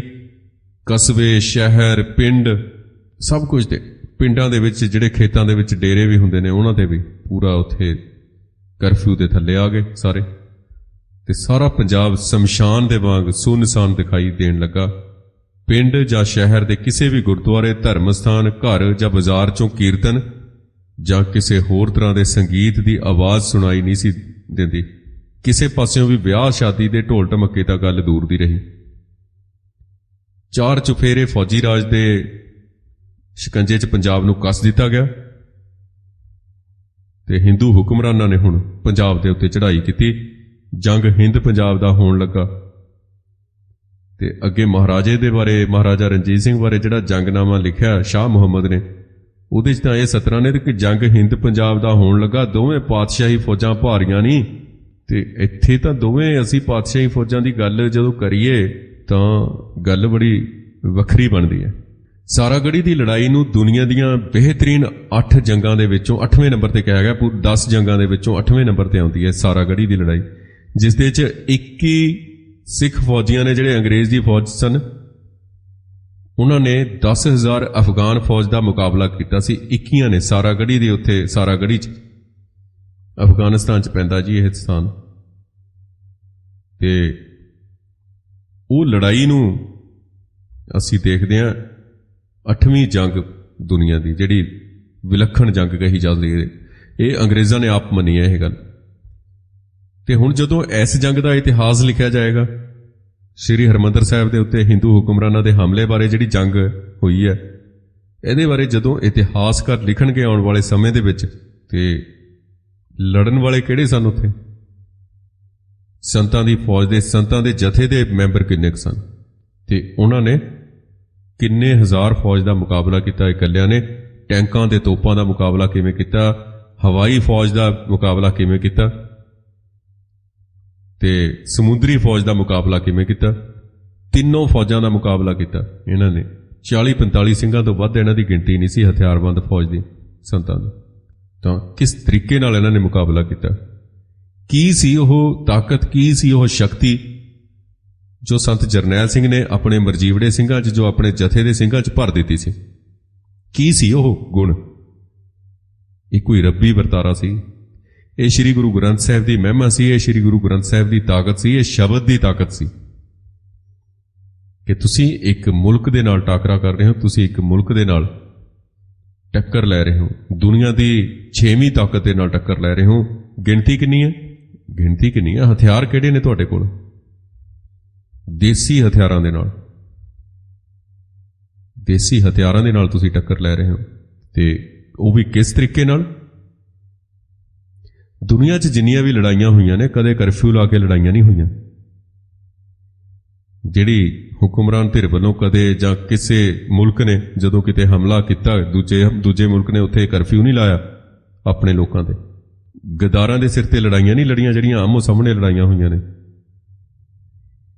ਤੇ ਇੱਥੇ ਤਾਂ ਮੀਡੀਆ, ਸਾਰੀ ਪ੍ਰੈਸ, ਸਾਰੀਆਂ ਕੱਟੜ ਹਿੰਦੂ ਜਥੇਬੰਦੀਆਂ, ਸਾਰੀਆਂ ਸਿਆਸੀ ਪਾਰਟੀਆਂ ਤੇ ਧਰਮ ਯੁੱਧ ਮੋਰਚਾ, ਜਿਨ੍ਹਾਂ ਨੂੰ ਸੰਤਾਂ ਨੇ ਸਭ ਤੋਂ ਪਹਿਲਾਂ ਆਪ ਮੋਰਚਾ ਲਾਇਆ ਤੇ ਬਾਅਦ ਦੇ ਵਿੱਚ ਅਕਾਲੀ ਦਲ ਨੂੰ ਸੌਂਪਿਆ ਉਹੀ ਮੋਰਚਾ, ਅਕਾਲੀ ਦਲ ਪੂਰਾ।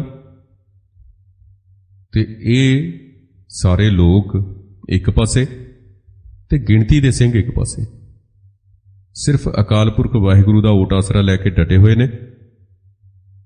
ਤੇ ਉਹਨਾਂ ਦੀਆਂ ਉਂਗਲਾਂ ਬੰਦੂਕਾਂ ਦੇ ਘੋੜਿਆਂ ਤੇ ਨੇ, ਦੇਸੀ ਹਥਿਆਰ ਨੇ ਉਹਨਾਂ ਦੇ ਕੋਲ। ਤੇ ਉਹਨਾਂ ਦੀ ਅਗਵਾਈ ਜਨਰਲ ਸ਼ੁਬੇਗ ਸਿੰਘ ਸੰਤ ਭਿੰਡਰਾਂ ਦੀ ਰਾਹਨੁਮਾਈ ਥੱਲੇ ਕਿਵੇਂ ਲੜਦੇ ਨੇ, ਕਿਸ ਤਰੀਕੇ ਨਾਲ ਉਹ ਦੁਸ਼ਮਣਾਂ ਦੇ ਆਹੂ ਲਾਉਂਦੇ ਨੇ, ਕਿਸ ਤਰੀਕੇ ਨਾਲ ਉਹ ਅਕਾਲ ਪੁਰਖ ਵਾਹਿਗੁਰੂ ਦਾ ਭਾਣਾ ਮੰਨ ਕੇ ਆਪਣੀਆਂ ਛਾਤੀਆਂ ਤੇ ਗੋਲੀਆਂ ਖਾਂਦੇ ਨੇ, ਕਿਸ ਤਰੀਕੇ ਨਾਲ ਉਹ ਆਪਣੇ ਕੌਲ ਤੇ ਕਰਾਰਾਂ ਨੂੰ ਨਿਭਾਉਂਦੇ ਨੇ, ਆਪਣੇ ਕੀਤੇ ਹੋਏ ਵਚਨਾਂ ਨੂੰ ਨਿਭਾਉਂਦੇ ਨੇ, ਕਿਸ ਤਰੀਕੇ ਨਾਲ ਉਹ ਕੌਮ ਦੇ ਲਈ ਇੱਕ ਅਜਿਹਾ ਰਾਹ ਤਿਆਰ ਕਰਕੇ ਜਾਂਦੇ ਨੇ ਜਿਹੜਾ ਸ਼ਾਇਦ ਹੀ ਕੋਈ ਹੋਰ ਬਣਾ ਸਕੇ ਰਾਹ। ਇੱਕ ਅਜਿਹਾ ਏਜੰਡਾ ਦੇ ਕੇ ਜਾਂਦੇ ਨੇ ਜਿਹੜਾ ਏਜੰਡਾ ਸ਼ਾਇਦ ਹੀ ਕੋਈ ਦੇ ਸਕੇ। ਇਹ ਏਜੰਡਾ ਸ਼ਾਇਦ ਹੀ ਕੋਈ ਦੇ ਸਕੇ, ਕਿਉਂਕਿ ਏਜੰਡੇ ਦੀ ਗੱਲ ਹੈ। ਜਦੋਂ ਮਹਾਰਾਜਾ ਰਣਜੀਤ ਸਿੰਘ ਦੀ ਮੌਤ ਹੁੰਦੀ ਹੈ, ਬਾਅਦ ਦੇ ਵਿੱਚ ਸਭਰਾਵਾਂ ਦੀ ਲੜਾਈ ਹੁੰਦੀ ਹੈ, ਬਾਕੀ ਲੜਾਈਆਂ ਹੁੰਦੀਆਂ ਨੇ ਅੰਗਰੇਜ਼ ਫੌਜਾਂ ਦੇ ਨਾਲ, ਉਦੋਂ ਕੋਈ ਏਜੰਡਾ ਨਹੀਂ ਸੀ, ਸਿਰਫ ਰਾਜ ਬਚਾਉਣਾ ਸੀ। ਰਾਜ ਬਚਾਉਣ ਦੀ ਲੜਾਈ ਸੀ ਉਹ।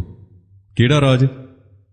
ਉਹ ਰਾਜ ਜਿਹਦੇ ਵਿੱਚ ਗਦਾਰਾਂ ਦਾ ਬੋਲਬਾਲਾ ਸੀ, ਜਿਹਦੇ ਵਿੱਚ ਜਿਹੜੇ ਬੜੇ ਬੜੇ ਸਰਦਾਰ ਸਨ ਅਯਾਸ਼ੀ ਕਰਦੇ ਸਨ, ਜਿਹਦੇ ਵਿੱਚ ਧਰਮ ਦੀ ਕੋਈ ਗੱਲ ਨਹੀਂ ਸੀ ਹੁੰਦੀ। ਸਿਰਫ ਰਾਜ, ਇੱਕ ਖਾਲਸਾ ਸਰਕਾਰ ਇੱਕ ਸ਼ਬਦ ਬਣਿਆ ਹੋਇਆ ਸੀ, ਉਹਨੂੰ ਬਚਾਉਣ ਦੇ ਲਈ ਇੱਕ ਏਜੰਡਾ ਸੀ ਉਹਨਾਂ ਦਾ, ਜਿਹੜਾ ਲੋਕ ਪੱਖੀ ਘੱਟ ਸੀ, ਸਿਰਫ ਆਪਣੀ ਇੱਜ਼ਤ ਤੇ ਆਪਣੀ ਸਰਦਾਰੀ ਦਾ ਜ਼ਿਆਦਾ ਸੀ।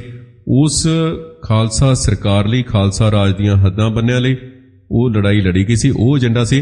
ਪਰ ਇੱਥੇ ਇੱਕ ਏਜੰਡਾ ਵੱਖਰੀ ਕਿਸਮ ਦਾ ਸੀ ਜਿਹਦੇ ਲਈ ਲੜਾਈ ਲੜੀ ਜਾਣ ਵਾਲੀ ਸੀ। ਇੱਥੇ ਏਜੰਡਾ ਸੀ ਰਾਜ ਪ੍ਰਾਪਤ ਕਰਨ ਦਾ, ਗੁਲਾਮੀ ਤੋਂ ਛੁਟਕਾਰਾ ਪਾਉਣ ਦਾ ਰਾਹ ਤਿਆਰ ਕਰਨ ਦਾ। ਉਹ ਰਾਹ ਤਿਆਰ ਕਰਕੇ ਸੰਤ ਜਰਨੈਲ ਸਿੰਘ ਜੀ ਖਾਲਸਾ ਭਿੰਡਰਾਂ ਵਾਲੇ ਕਿਵੇਂ ਤਿਆਰ ਕਰਕੇ, ਇਸ ਦੇ ਬਾਰੇ ਅਸੀਂ ਕੱਲ ਗੱਲ ਕਰਾਂਗੇ, ਪੂਰੇ ਵੇਰਵੇ ਦੇ ਨਾਲ ਗੱਲ ਕਰਾਂਗੇ। ਸਾਡਾ ਸਫ਼ਰ ਇਸੇ ਤਰ੍ਹਾਂ ਜਾਰੀ ਰਹੇਗਾ।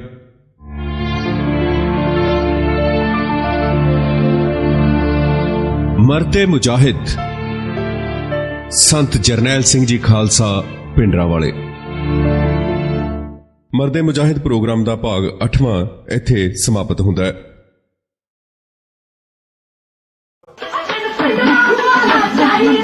Zaira,